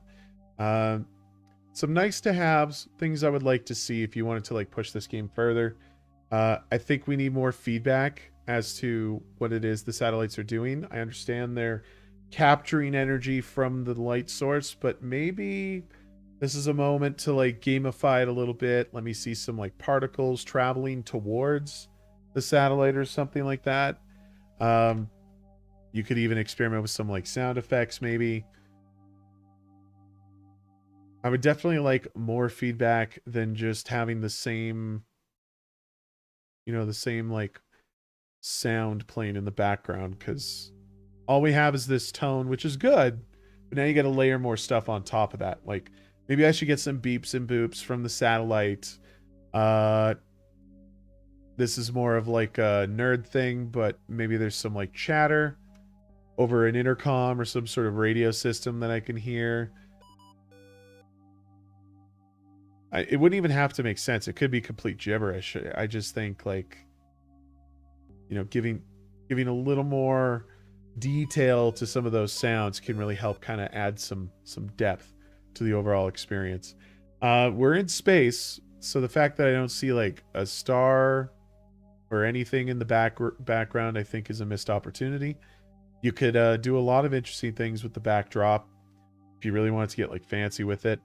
Considering how simple the art style is, though, I'd assume that you and your team don't have like, I don't know, I'm gonna say, I mean this in the most respectful way, because somebody would have had to have taken over the art. I don't know who did what. I don't think that's laid out on your landing page, but you know, considering how simple the shapes are, and I can only assume that your artist is not the kind of person to fuck, what am I trying to say? I can understand that your artist is kind of lacking in a certain level of skill. You're basically all programmers. Okay, it does bleed programmer art, but I was trying to figure out a nice way to sort of say it. I mean, programming art is just a term for anybody who works in industry. That's just kind of the term that's coined for it. Excuse me. But I mean, even with how simple the graphics are, like, yeah, a little more feedback, maybe add some particles to it, make this thing feel a little more spacey. I'm not quite sure about this orb thing that I'm supposed to be, and why I don't have control of it, like, at all. I think I should have some freedom to fly around, maybe. It's supposed to be Earth. Okay. I guess that makes sense then.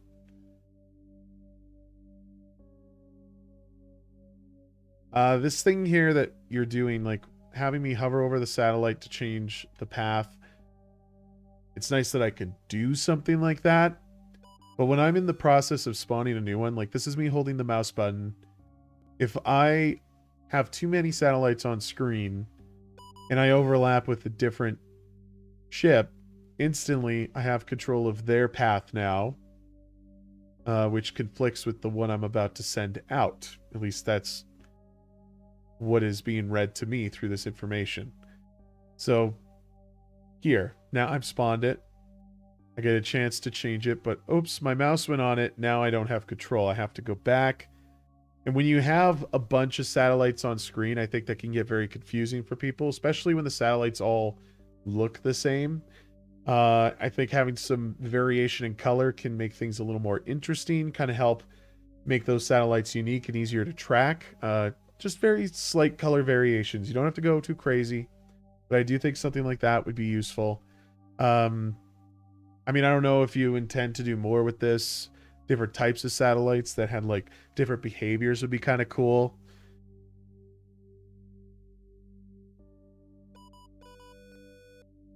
And I'm also not sure, like the debris and how it's represented, I think should be something other than some angled brackets. Again, I understand time, programming art, yada yada.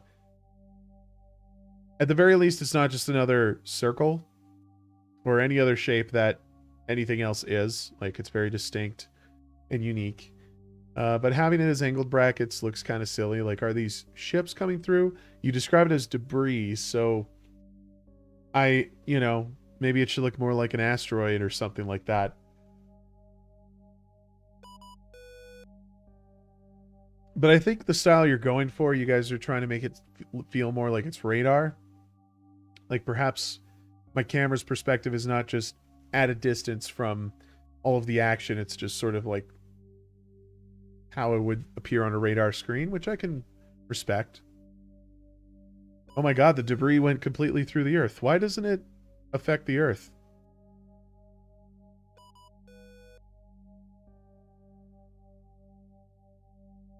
I also did not like it as well. We were just implementing a certain concept we decided on in the beginning. I mean, that's fine. Your art style is cohesive. It's not like you guys are just throwing all types of random shit at it and just seeing what sticks. It's all very fluid. Once you get the control down, like it's pretty easy by all accounts. I think the challenge you're providing, this getting to an energy rate of 400 Yoda watts or whatever you call it, seems a little high. I think you need to pull that back a little bit. Maybe just make it 100 or something like that. I don't know what kind of success you've seen with other players playing it, but to me it feels like it's a little impossible to reach. And the fault could just be on like how I'm oh jeez. All of that could just be how I'm controlling the satellites and all that kind of shit, and that's a pretty high ceiling to hit. What kind of an ending do you have for this? Is there any sort of like, I don't know. I shouldn't say what my expectations would be. I'm just curious. Do you have an end state? Sort of a thanks for playing kind of thing?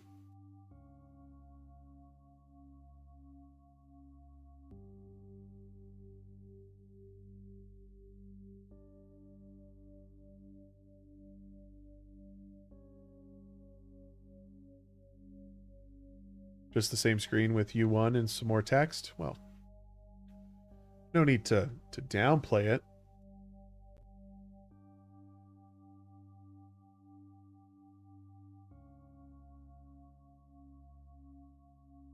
I am amazed that a lot of these satellites are not hitting each other.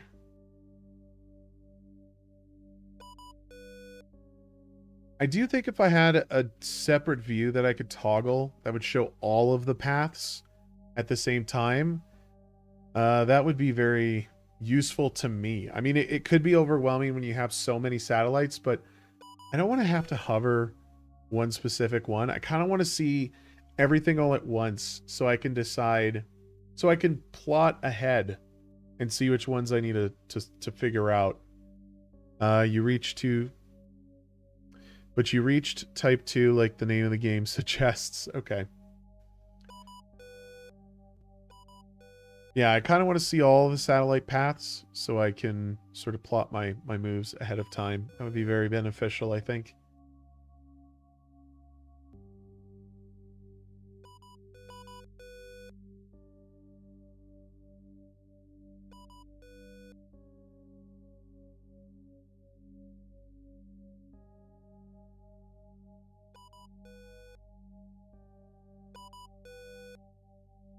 Whoops. Come on, out there. Go out there. Why?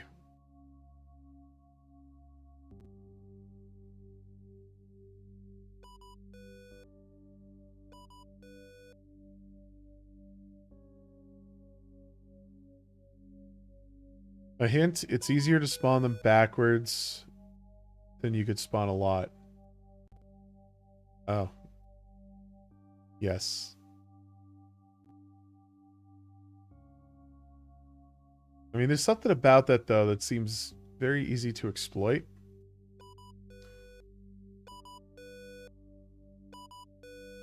Honestly, didn't even think of sending it backwards just because that's not, like... I don't feel like that's something that most players would consider.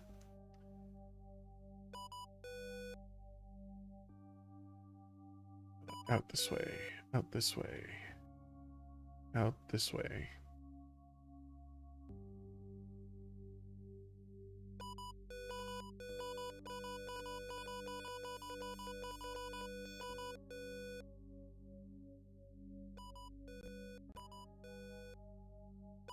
Okay, well, we've broken 100, which is pretty cool.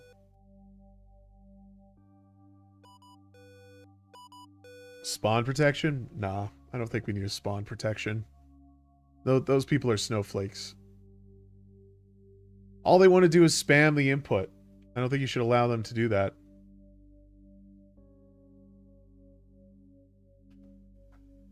Putting in a spawn protection of sorts would give too much freedom to the player. I think it's very important to sort of have those restrictions in place. And I don't think I should be able to spam my input and have multiple satellites spawned. I don't think anybody should do that. The person asking that for you to do that just wants a way to exploit it so they can win faster. That's all that is.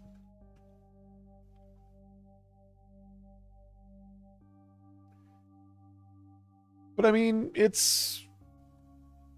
what do I say about it? I mean, it's fine for what it is. I think it's an interesting premise. I think if you really dress this up with a nice layer of art polish, I think this could present quite well. I could see this on a mobile platform. And I would almost want to do it in such a way, like if you gave me a touchscreen with it, I would love it to be like, fuck. I can't think of the title of the game. I don't really play mobile titles, but when mobile games were kind of just emerging in the space, there was a game where you managed air traffic as planes were like landing or taking off from an airport. And I can't think of the name, but if I remember correctly, you got to use your finger to sort of draw the path the plane would have to take. And the whole point was to not cause a collision, right? And I feel like you got something similar to that with this. So if I had a way to draw out the path using my finger, I think players could find that very fulfilling and quite rewarding as well. And that would give them a lot of control with the orbits. But what you could then do is bring in other types of debris or certain modifiers that maybe alter the situation a little bit. Like maybe the sun becomes unstable, so it grows a little more. And then all of a sudden the gravitational pull is stronger, so maybe that eliminates all of the satellites that were closer to it. Or maybe there's just more debris than usual, like you're going through an asteroid or a belt of asteroids is finding its way through you. That kind of thing. I think there's a lot to play with that. Heck, you could even attach a rogue element to this where you maybe have upgrades to improve the performance of your satellites, but also uh, boost the strength and protection of your planet. So maybe there's a bit of a tug of war with that. I think that'd be kind of cool. I know I'm like tacking on a bunch of stuff. Really, all I'm saying is like it's an interesting concept. I just feel like you need to flesh it out just a little further. And then it could be a fun little game for people to enjoy. It's good to get a different perspective. Thanks. Yeah, of course. Happy to oblige.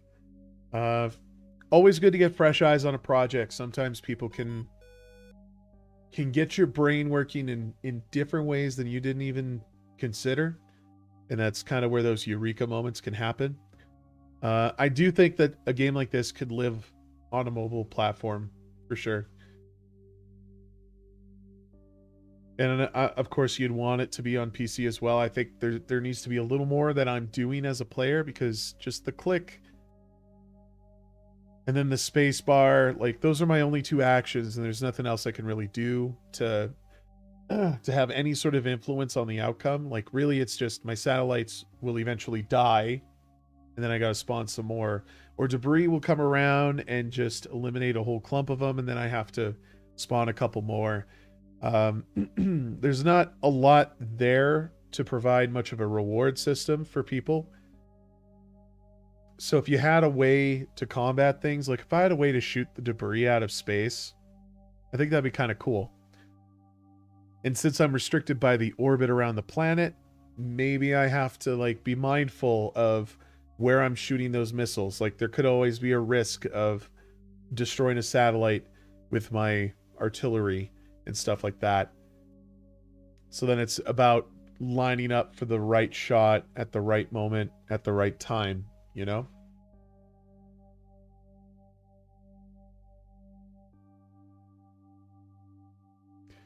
But yeah, I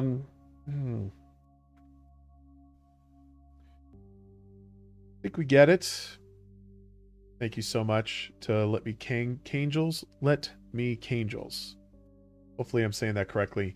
The game is called Type 2. I'm going to share the link in the chat for everybody to enjoy for themselves. Go send them your way. Looks like you guys already met the threshold on ratings, but of course, always great to have more eyes on the project. Be sure to rate and follow these guys. Oh damn, this person got a lot of stuff written out. Let's have a look. So Aurora B. I definitely like the concept. Sometimes it could feel really satisfying, but the game itself in this state felt really difficult and frustrating at times, though. What was frustrating when trying to adjust the orbit, tapping the spacebar twice or thrice sometimes got registered full stop and used up all available fuel to slow down the satellite as much as possible. Wait, there's fuel?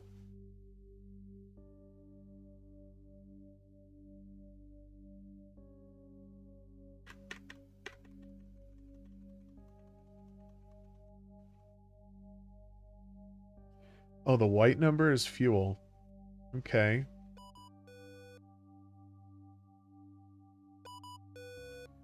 Okay.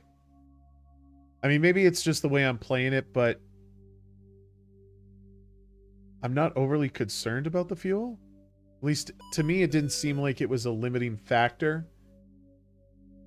You know, my satellites eventually just die, and then I spawn new ones. Like there's an endless source of satellites, so I don't necessarily care if they're getting destroyed.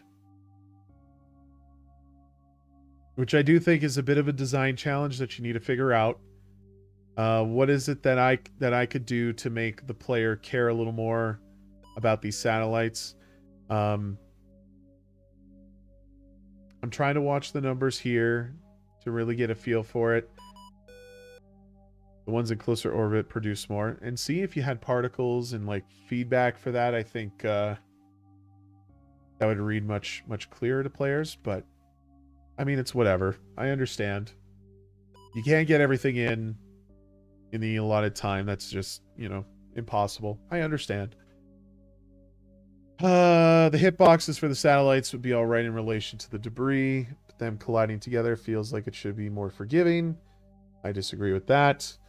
Um, the point is that they're orbiting in space. That's kind of how space works. Just from a logical standpoint, I don't think you should be too forgiving in that regard, especially in the context of them being satellites. They shouldn't have a hitbox as big as the planet looks to be here in the game. I don't know. I thought the hitbox was a totally fine size for what it was. In fact, I felt it was a little too small. There was times where the satellites would pass over each other and their wings, I'm going to call them wings, are kind of overlapping, and that didn't count as a destruction, right? You already adjusted them a bit because of that comment. Okay. So I guess this is a little dated because it's 3 days ago, probably just after you submitted. I'm not against the satellite to satellite collision, but it should really only happen when they're completely overlapping, in my opinion. Also, whether only one or both satellites get destroyed by that felt very random. I mean, it can when you have so many satellites to manage. I would say that any element in this game that has me manage the satellites, eventually I get to a point where I'm just gonna let the thing just sort of travel. You probably watched me play. I mean, you did. What am I saying? But as I played, I would just ensure that the path was looped, and then I would move on to the next. I rarely went back to readjust the orbit after I made that first adjustment. And it didn't really feel like it was necessary to do anything more than that, because then I could just spawn more satellites, you know? So, like, if anything died, I could just bring out a new one. Of course, you want that constant stream of power because you were trying to build it up to 400. I understand that. It's just, I don't know. That was sort of my thought process the whole time through. Okay, hold on. Debris spawning right inside one of your satellites happened at least 3 to 4 times in every playthrough so far. I feel like you adjusted that as well. Having the debris travel on screen, I think, is a good thing. Now, maybe I didn't see it fully. I was zoomed in a lot. It does feel like the debris should be traveling somewhere from outside the boundary, away from the camera. So at least players don't see it just kind of blinking out of existence, you know? Nice to haves. Better control over the satellite. Yeah, it spawned way closer before. Yeah. I would say you made a good call on making that adjustment for sure. Better control over the satellite. Even just another key to accelerate the satellite instead of decelerate would open up a lot more strategy and fine control. I don't disagree with that. Do I need more of that? It sounds like this person really tried to, like, maintain the satellites, and so I understand what that concern is for it. I don't know if you necessarily agree with it. I don't see a problem with giving the satellite a way to speed up, because when I make that mistake of slowing it too far down, there's no way to correct that. And I would kind of like to be able to do that, but I already got into the habit of just forgetting about that when I made a mistake with, and then spawning new ones to just correct the issue, you know? I think that out of everything that's being mentioned here, that's like the biggest thing for me is it's not a finite resource. There is an unlimited supply of satellites. So if I fuck up with any of them, I can just spawn another one. No problem. Debris notice in advance, making it enter from the far side of the screen, something like that, to be able to prepare. Pretty sure you have all that. Making the planet's orbit visible. Yeah. I mean, the orbit for the planet doesn't change, though, right? It's just a constant revolution around the planet. I think if you were doing more with that, that absolutely would be more necessary. I don't necessarily need to see the path of the orbit, because I think that's just going to get drowned out by all of the other like pathing you see from the satellites. So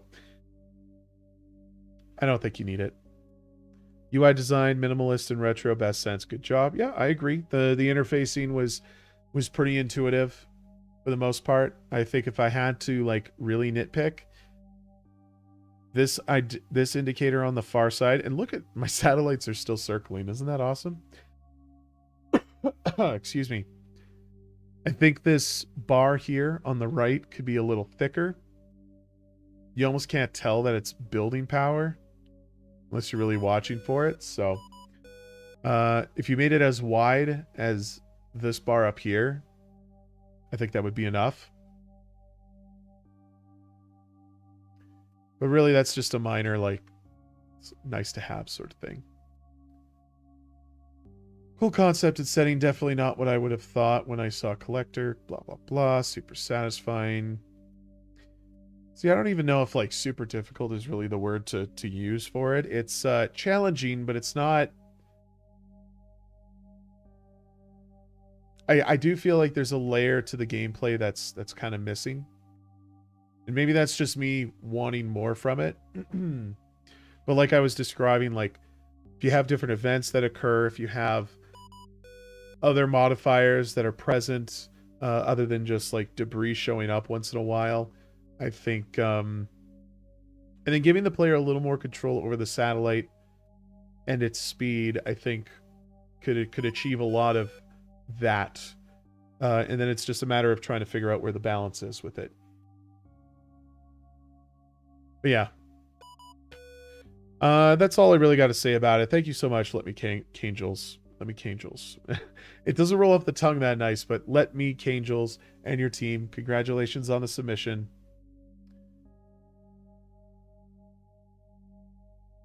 Oh, Sangels. Sangels?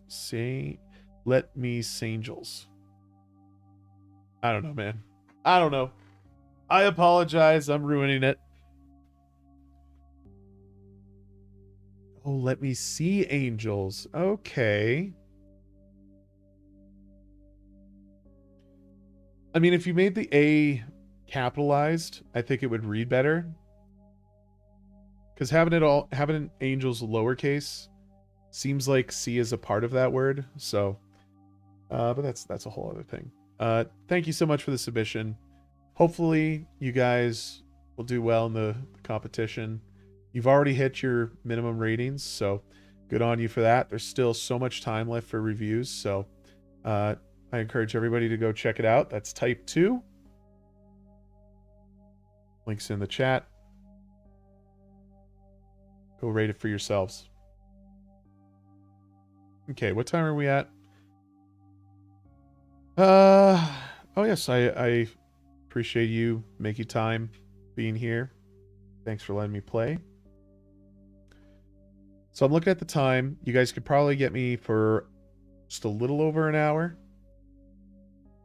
But I am going to take a moment to just kind of step away, refresh my drink, check on the puppers, and we'll get back to all the action. Traffic's been kind of slow. I also want to give some time for anyone else who might be finding their way to this channel, you know, throw something in the queue. Otherwise, I'm just going to be playing more randoms off the site, so we'll give some time for people to come in. But yeah, thank you all for watching, of course. And if you haven't yet, be sure to hit the like and follow the channel. Support, of course, is appreciated. In the meantime, you can check out these videos. And I'll close that so we don't have this sound the whole time. We'll put on music.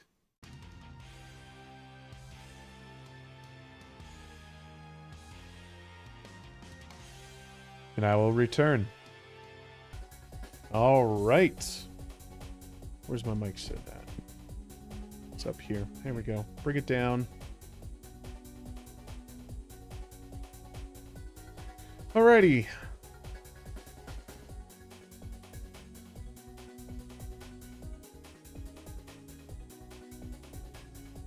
So if there's anybody lurking around who hasn't had their project shared yet, just type some exclamation point submit with your link in the chat. If you want to add it to the queue so I could play it, feel free. There's nothing in the queue currently, so it's completely open.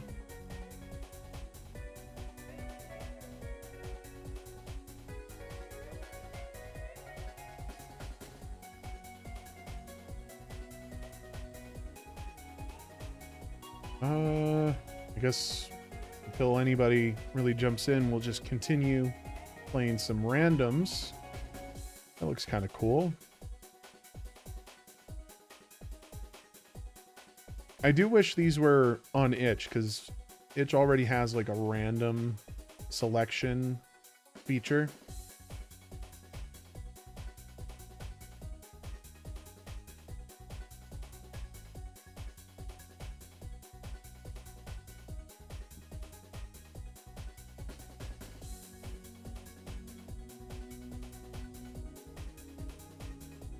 Okay.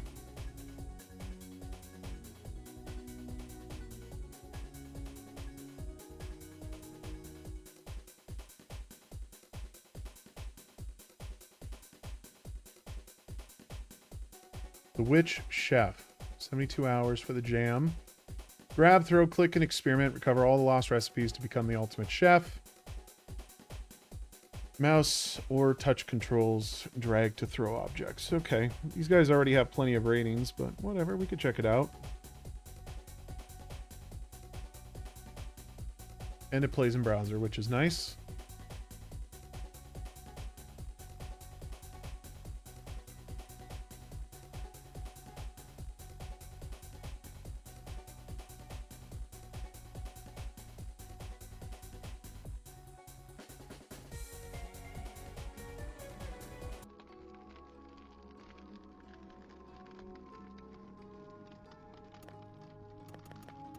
No menu, we just drop it to the game. Okay.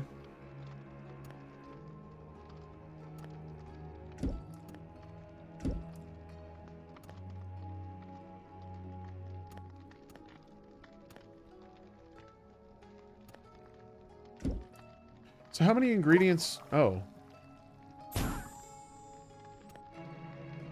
I just kind of leaned on the button there. I didn't know I could activate the cauldron that way. It does say drop and click, but it doesn't tell you what to click. Oh, look, nothing was a recipe. Cool. Can I take this? No? Neither of these? If I just do blood, what does that give me? Cool. Bone? Nope. Up here?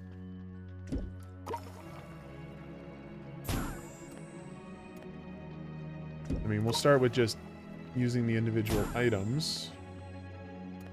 No, the... Oh, there we go.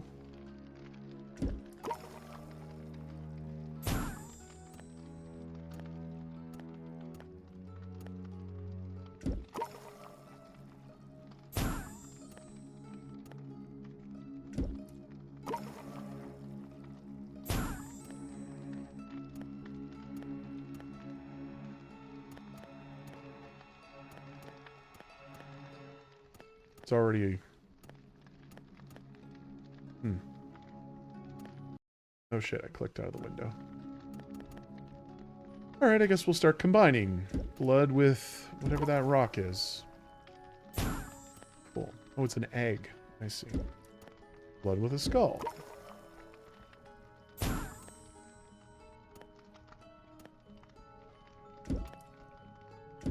Blood with the eyes.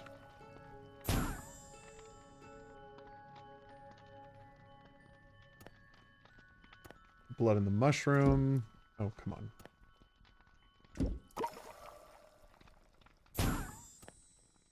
Already got that. Soup improves your eyesight. Okay, so... Eyes in a mushroom? No. Maybe it's eyes in a skull. Let's add blood to it.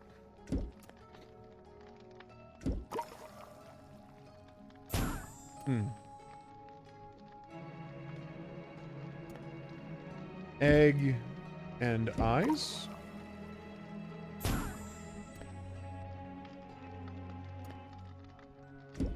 try all three of these together. Bloody pancakes. They cause addiction. Let's do mushroom, eggs, and bone. Nope.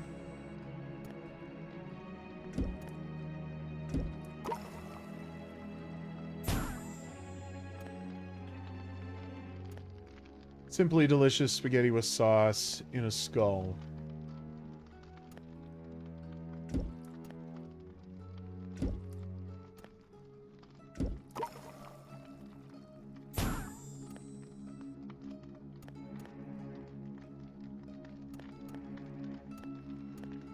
Is there...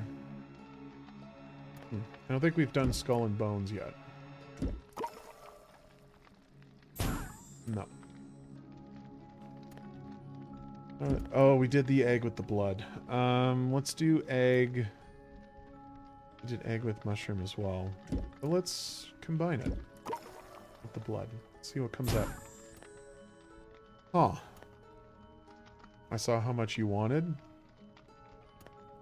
Can I add more eyes? No, can't. Eyes and bone?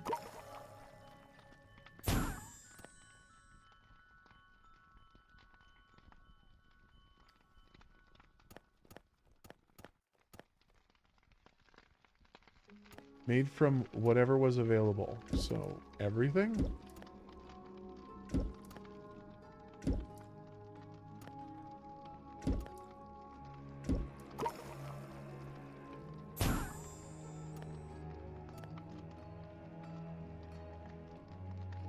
Mushroom porridge. Did I already do mushroom, egg, and blood? I think I did. So, porridge. What would be used for the porridge? Mushroom eyes and blood?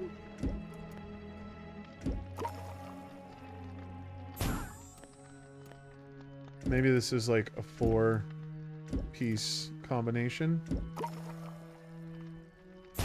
No.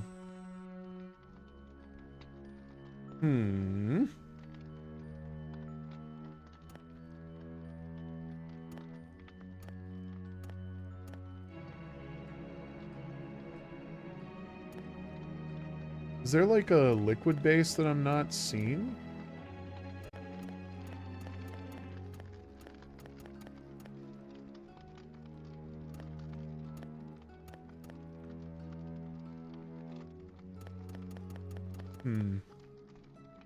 So...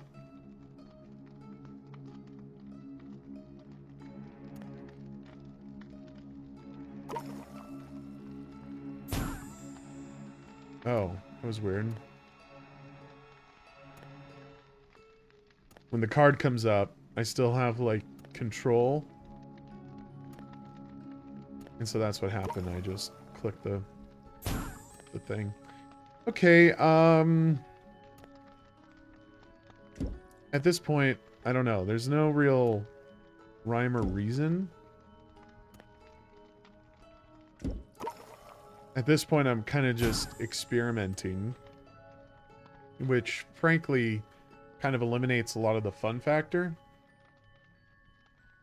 And that's the funny thing about these kinds of games. Like, really, you're just trying to figure out the combinations and just keep going down the list, you know, checking it off. That's only exciting for, like, a few moments. Like, when you just keep going through it.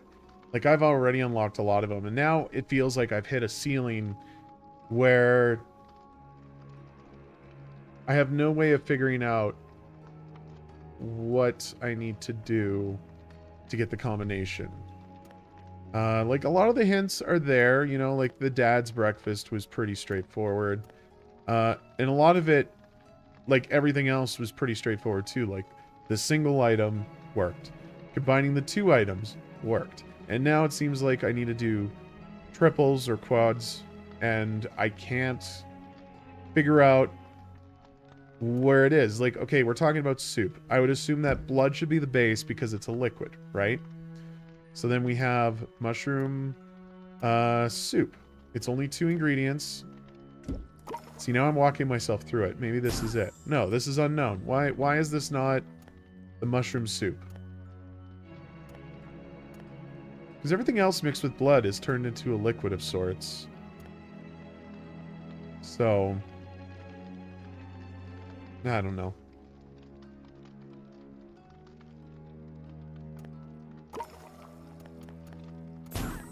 Blah, blah, blah.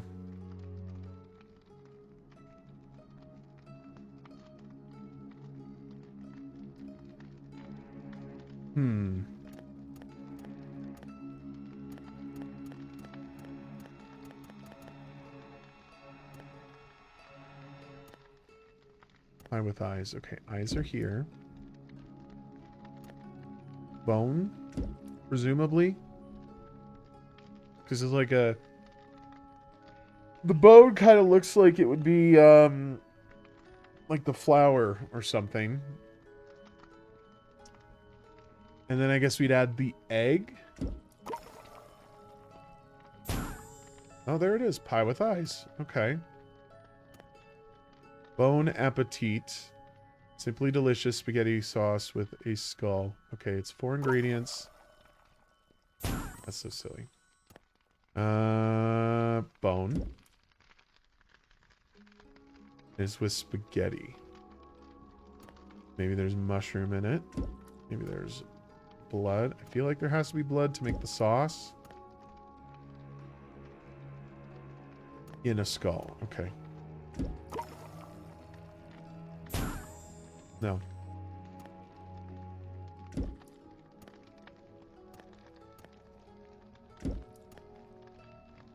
Alright, so that's 3 there. Do we use the mushroom? We might just use the mushroom. That's pretty typical for a sauce. Unknown. Okay, maybe it's not bone, because the skull could be the bone. Let's do blood. Mushroom. Then maybe egg? No.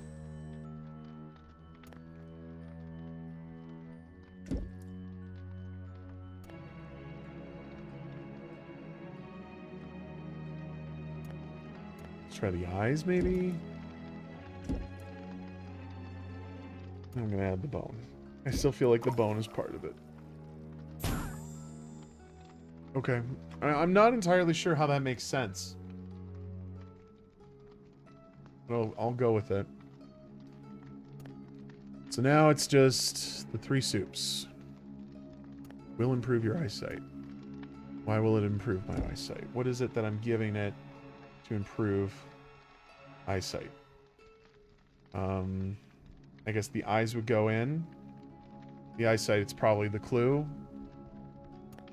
I would also... So, this is more of like a nice to have kind of thing. But I kind of want a tally of the ingredients I've used so far. I know I like, they're off the shelf.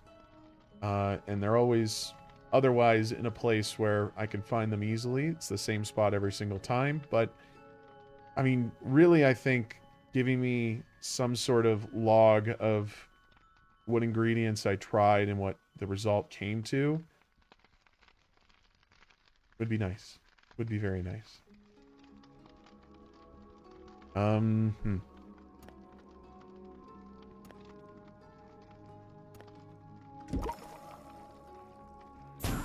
kind of forgot what was in there. So, mushroom, soup. Mushroom, soup. I suppose the liquid in the cauldron could be the broth, so maybe blood is not part of this recipe. But let's look at the mushroom soup. That was just mushroom.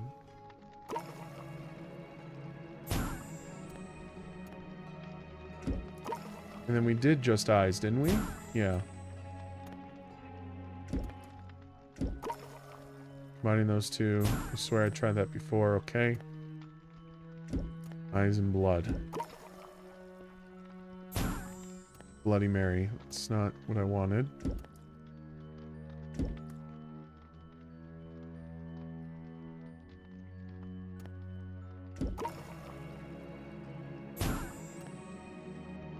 I don't think I'm gonna get it. I'm very quickly losing interest. Considering they're not here, I don't have really much of a motivation to complete it, but I kind of want to see if there's like an end point. They didn't give me a menu or any sort of starting point, so kind of want to see if there's even a way to end it.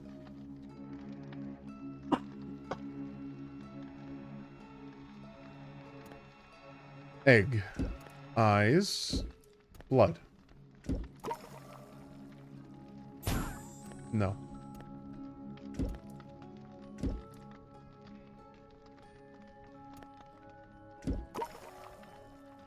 Blood, eyes, and bone? No. Okay. That's enough for me.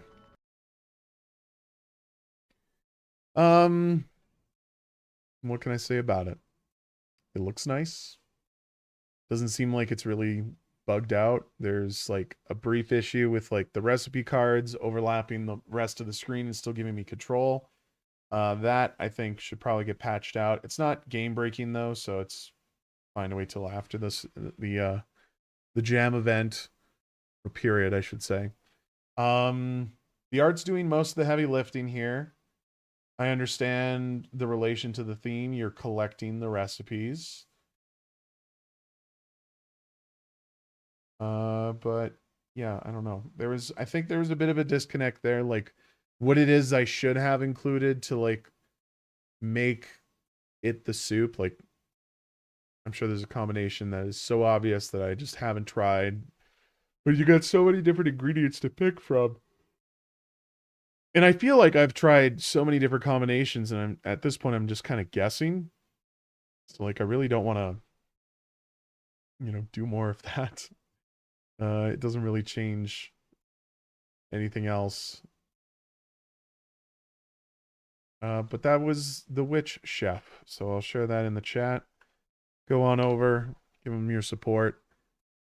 Again, they have plenty of ratings. I'm sure they don't care for more, but go support the project.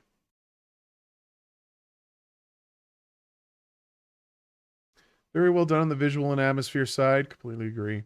I'm not sure if I liked or hated the fact that single ingredient foods were included, but it did lower the playtime, so it didn't overstay its welcome. By the end, I couldn't figure out the bottom left too, but don't think there was more game after that anyways. One thing I will say about like the recipes is I got way more of the nothings or the dud dish, whatever you want to call it.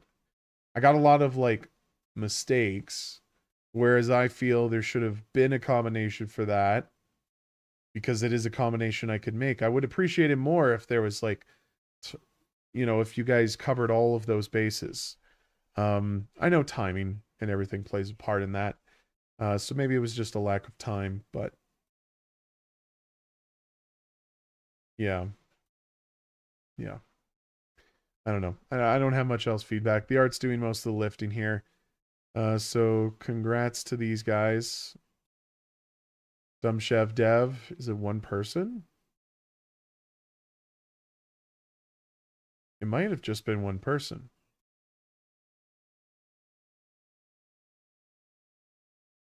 Yeah, it doesn't say one way or the other, actually.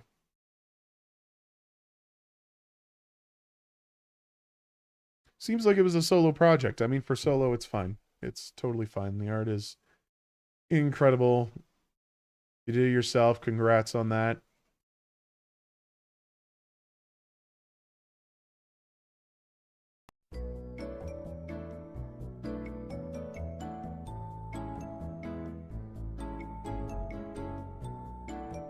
Sewer collector. That instantly caught my eye. This is a very interesting art style.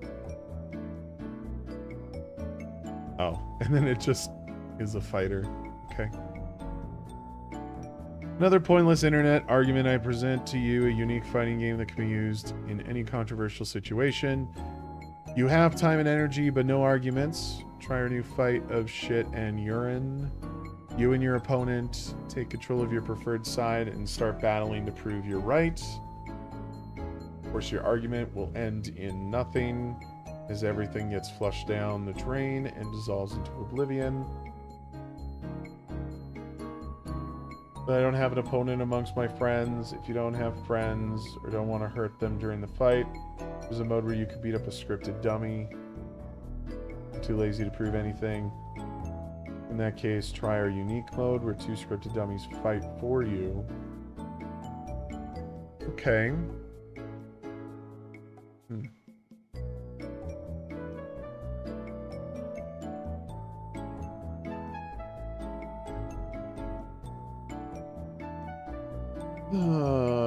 Avatar choose ability? What? I'm gonna do the Windows zip.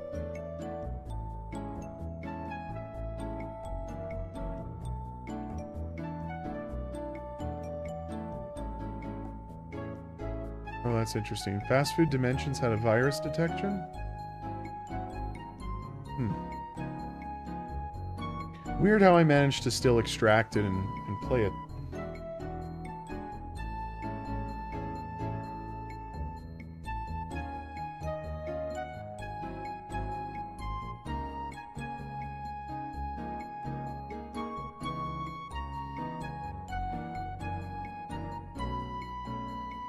Is this our first Godot project of the night? Ouch. Very loud. It's also very tiny. This is the window that came up. Let's fix that.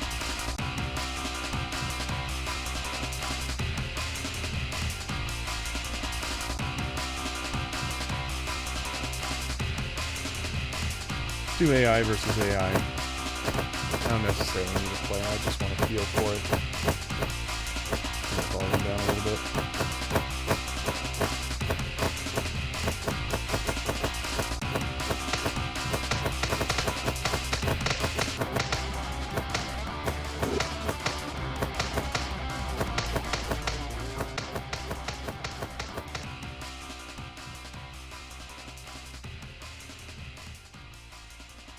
Wow, it's amazing how loud it still is. Okay. Hopefully that's a better volume for you guys. Didn't even really get to see what happened there. Okay. Fight, fight, fight.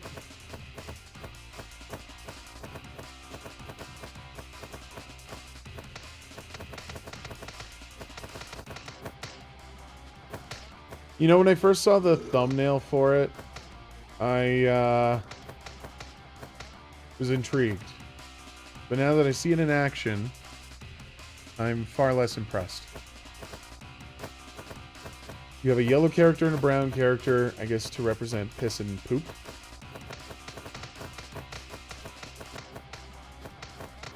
And then you just fight. Poop wins, but there's no death animation. Let's see, do I have to... Oh, is it only playable by a controller? I bet you it only is playable by controller. That's just silly. I like how it can't reach me. Yeah, I have a controller here. Let's see if it just kicks right in and lets me control. Oh, it does.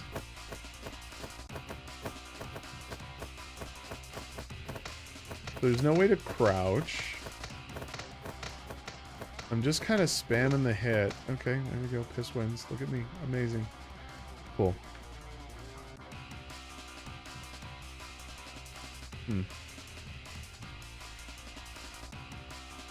Okay. That's probably going to be the shortest game that I'm playing tonight.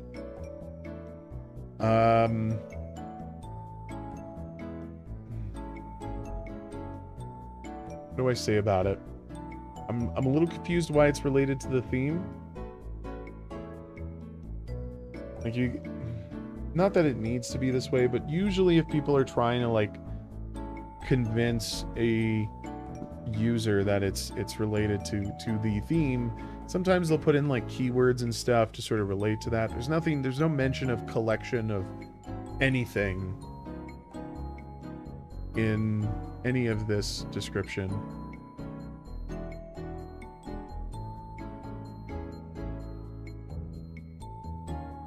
So, I don't know.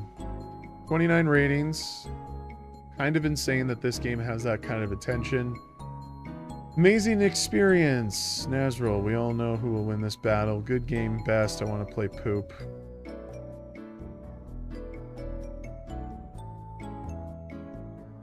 Man, I'd be lucky to get even half the number of comments like that on a project that I did. I guess the game is called Sewer Collector. Okay, well that's a stretch. There's nothing about this experience that I feel relates anything to the theme. And I know that can be debated. I know the setting can play a part, but I do feel like it's important to incorporate the mechanics to sort of fit the theme, just to really like put the nail on the head. When you just say like, oh, it's in a sewer that collects waste, like, what does that have to do with the experience? Because here's a different way to sort of look at it. If you take out the quote-unquote collector part of it, if we change the color of the characters and put it somewhere, like if we take out the pipe-looking thing in the backdrop, does that still feel like it relates to the theme in any way? Like, does it change the game in any way? It doesn't. It's all aesthetics and labeling, so I would give this like a pretty low rating for theme, in all honesty.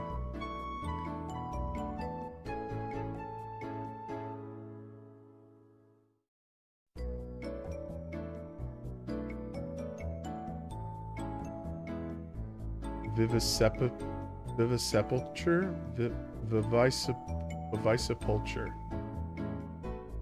People really need to pull back on these ridiculous names. What the hell is that? A war-torn landscape, a myriad of bodies, each with their own stories, and you, a prototype cleaner sent to recycle them all. You are meant to change their fate, but they might change yours. Only 4 ratings received, hey?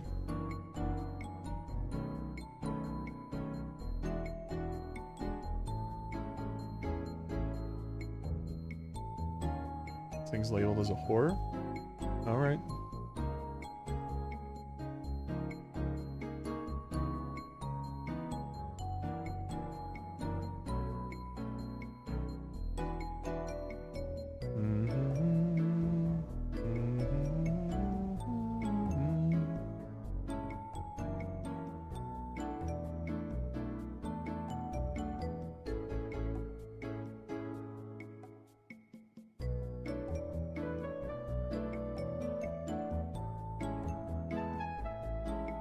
Waiting to see if there's any music. Oh, we have sound.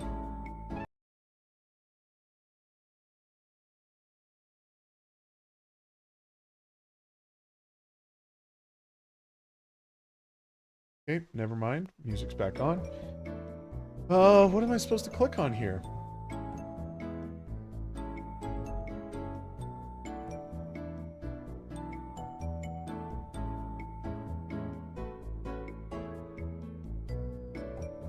Maybe it just froze on the load?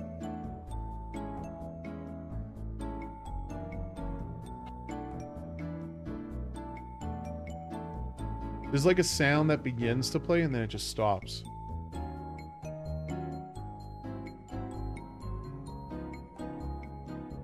Let's see what these comments say. The theme of your game is really interesting. It could totally be turned into a story or a series. Sure. The mechanics are great, and using the radar as part of the exploration makes the experience easier and more intuitive. The art is captivating and beautifully done.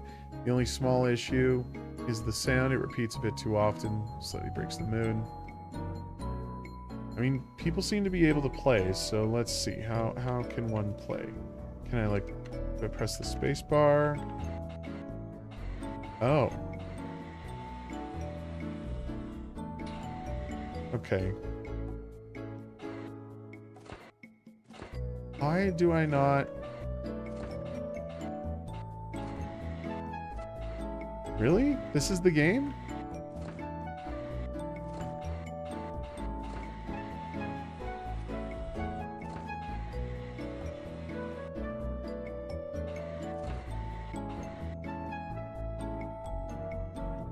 Body detected. Collect. Down this way?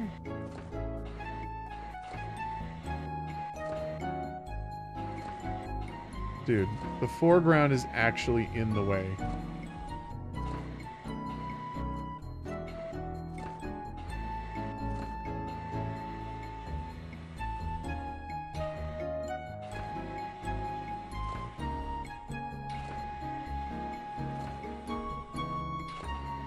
Wait, what's that?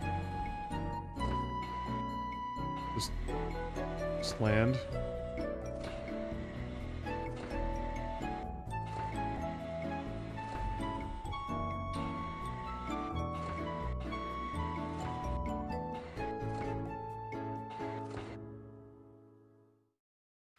Okay. I don't really understand what's going on. Apparently there's bodies to collect. You didn't give me a setup or give me any way to understand exactly what my role is. Just having an arrow move on a very tiny section of the screen to me is very, very silly. I want to see where I'm going. I want to see the environment. I'm sure this is just, oh, no, I think there's a fair amount of you that worked on this thing. 1, 2, 3, 4, 5, 6. Trying to figure out exactly, well, let me rephrase that. I'm confused what it is that, you know, I should be doing. I see there's like something here with, I would assume, a schematic of the robot I'm controlling.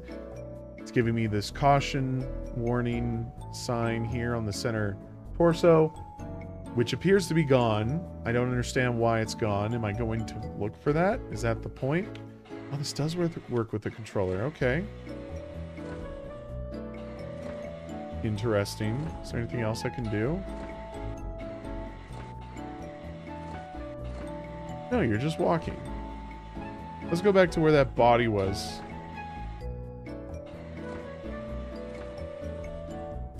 The joystick is also not like... I don't really know like what input it is that they're reading from. I'd assume it's just the axis of the stick, but... it feels weird. I have to hold forward to move forward, and then I'm tilting it left or right to steer myself.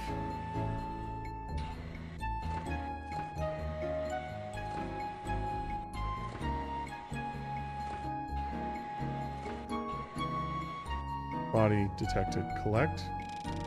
Oh. You should let a professional like me handle this. I would have finished this job ages ago, especially in my early years. I was so optimistic about my duty as a medic. Looking back at it, I was way too selfless to every single patient I met. I literally forgot to take showers. So hopeful and passionate. Too bad that mindset doesn't amount to much anymore. I'm pretty acclimated to seeing people with blown off jaws or ugly faces melted by acid. During a time like this, you have to stop giving a shit about all the people who probably won't live long enough to give a shit about you. Now, why is a medic talking this way? Most medics have a, well... okay, the person happens to be a medic. Maybe they're jaded from the whole situation, but... I mean, generally speaking, if somebody's dedicated their lives to becoming a medic, at least from what I've seen in most entertainment mediums, is the medic at least has, you know, the motivation, the drive, the passion to care for people indiscriminately, you know? To be blunt, saving someone is only the right choice if it will benefit you. Like if a sniper got his arm blown off, just let him bleed out. How is he going to aim his gun? Well, okay. So what now? Oh. Wait. What? I thought this was a person talking to me. Stop touching me, please. Why can I... oh, they lost their foot. Please stop touching my corpse. It's not even the right place to cut. Are you trying to perform... why is the medic talking to me if they're dead? Why is that a thing? I'm mean, it could be a thing if you explain it, but why is it a thing?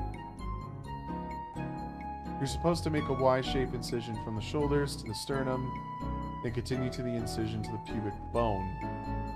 So what do? Just click and drag?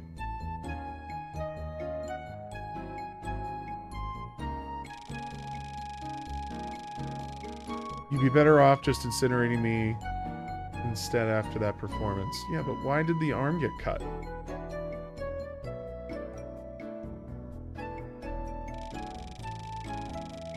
Why do you want my arm? Anyways, you can use a scalpel. You know, the intelligent option. Blah, blah, blah. Too much talking. Way too much talking. End of file. That's it? Okay.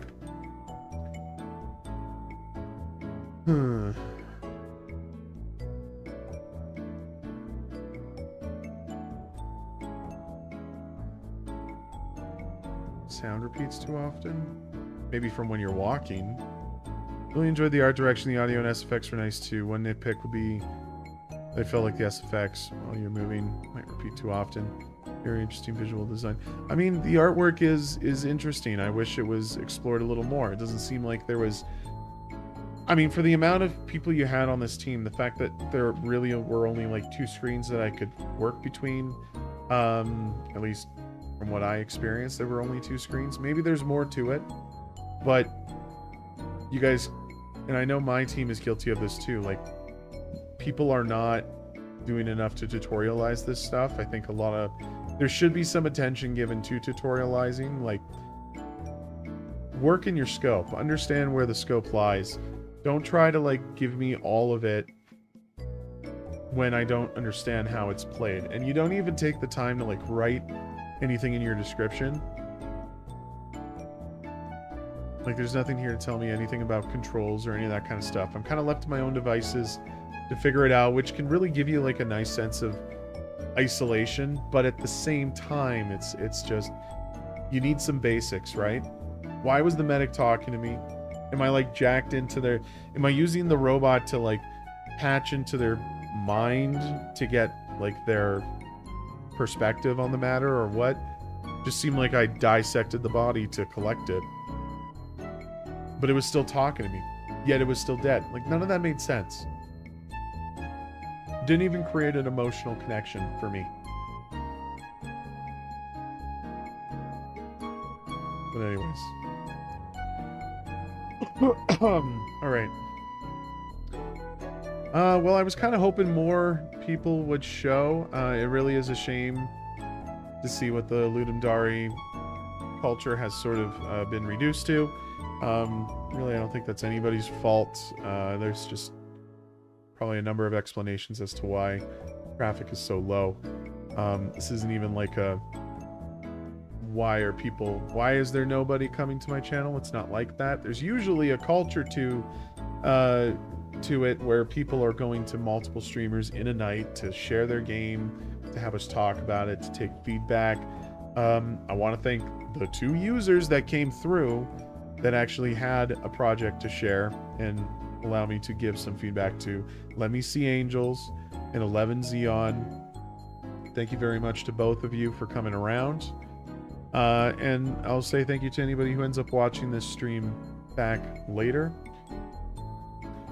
Of course, leave in the comments, you know. Hit the like, subscribe to the channel. I'm sorry, my spirit's kind of diminished. It's unfortunate to see. I had my reasons for not participating, and that could all just be coincidence. Maybe more people were just busy this time of year, and that's how it is. But I mean, you can even look at historically. I think this is the lowest number of submissions in a little while. I wonder if there's any way to go back on specific events. Maybe not.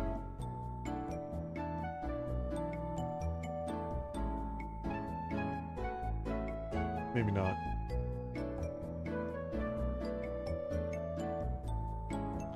Definitely seems like it's lacking though, and I'm not really sure where the solution is. When the culture really starts to die, that's kind of a clear sign that things are taking a turn for the worse, and I do feel for at least all the people who participate. I feel like I got on the bandwagon a little too late. It would have been great to be a part of Ludum Dare, like, in its prime. Like I said, 56 was the first one that me and my team ever did. And we've been loving it every bit of the way. I've met so many interesting types of people, so many cool streamers that were part of this community. So it's a real shame to see where it's sort of gone to. Maybe things will be better in the new year. I don't want to be all doom and gloom though. Like, I'm gonna continue to do these showcases. There's almost 2 whole weeks left still for ratings, so maybe traffic will pick up a little bit sort of around the midpoint. Definitely should towards the end. So what I'm saying is you could look forward to seeing more Ludum Dare submission showcases in the future. I'm seriously debating on streaming tomorrow. Would very much appreciate it if people actually were around for that. I have hopes that there will be, because it's a weekend and more people will become available, but the fact this is happening on a Friday night is, I don't know, man. It's definitely something we're talking. It's unfortunate to see. We absolutely need to be supporting more of each other, and you know, if you have any sort of interest in getting into the industry, becoming an indie dev, I do feel like part of it is getting the exposure, getting the community there where everybody's sort of communicating and sharing and supporting each other. And that's just, it really does seem like there's a severe lack of support right now. So yeah, but I'm just an idiot. What the fuck do I know, right? I said you guys had me for a little while longer, but I don't even feel like playing another game. If there's nobody in the audience that has anything to submit for me to play, to sort of actively give feedback and conversate with, it's not really there for me. It's not. But yeah, I want to thank everybody for tuning in. I'm gonna try and stream more often. I was in a bit of a pit for a while there over Billy Hudson's tragic passing. I swear I cried for a week straight. That was incredibly hard to take, incredibly unfair to him and all of his friends and family who were affected. It's crazy to see what will happen with the Game Chasers channel and where that's going. Seems like it's really lit a fire under them though. Like, there's a big community there, tons of outreach and support from everybody, and it's crazy to see because the channel was never really too big. Like, I think they were just over 100,000 or something like that. They've been around for well over a decade, but I don't even think they realized how much of a reach they actually had. They were like the pioneers for game collecting and game hunting type content for sure.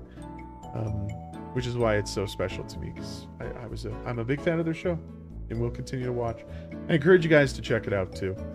Even though Billy's no longer with us, I'm sure the Chasers will live on, so be sure to support them. That's Game Chasers. You can find them on YouTube. And of course, if you're looking for me, you can find me pretty much anywhere under Gingy Beardy Guy. I'm on all major platforms: YouTube, Twitch, Kick. Social media, I have a Threads, X, Blue Sky, and I mean, if I have a Threads, that means I have an Insta, but I don't use it too often. But links and all of that are in the description. You can help yourself. Thank you all for watching, or whoever's still around, and perhaps we'll see each other tomorrow. Thanks. You guys have yourselves a good night.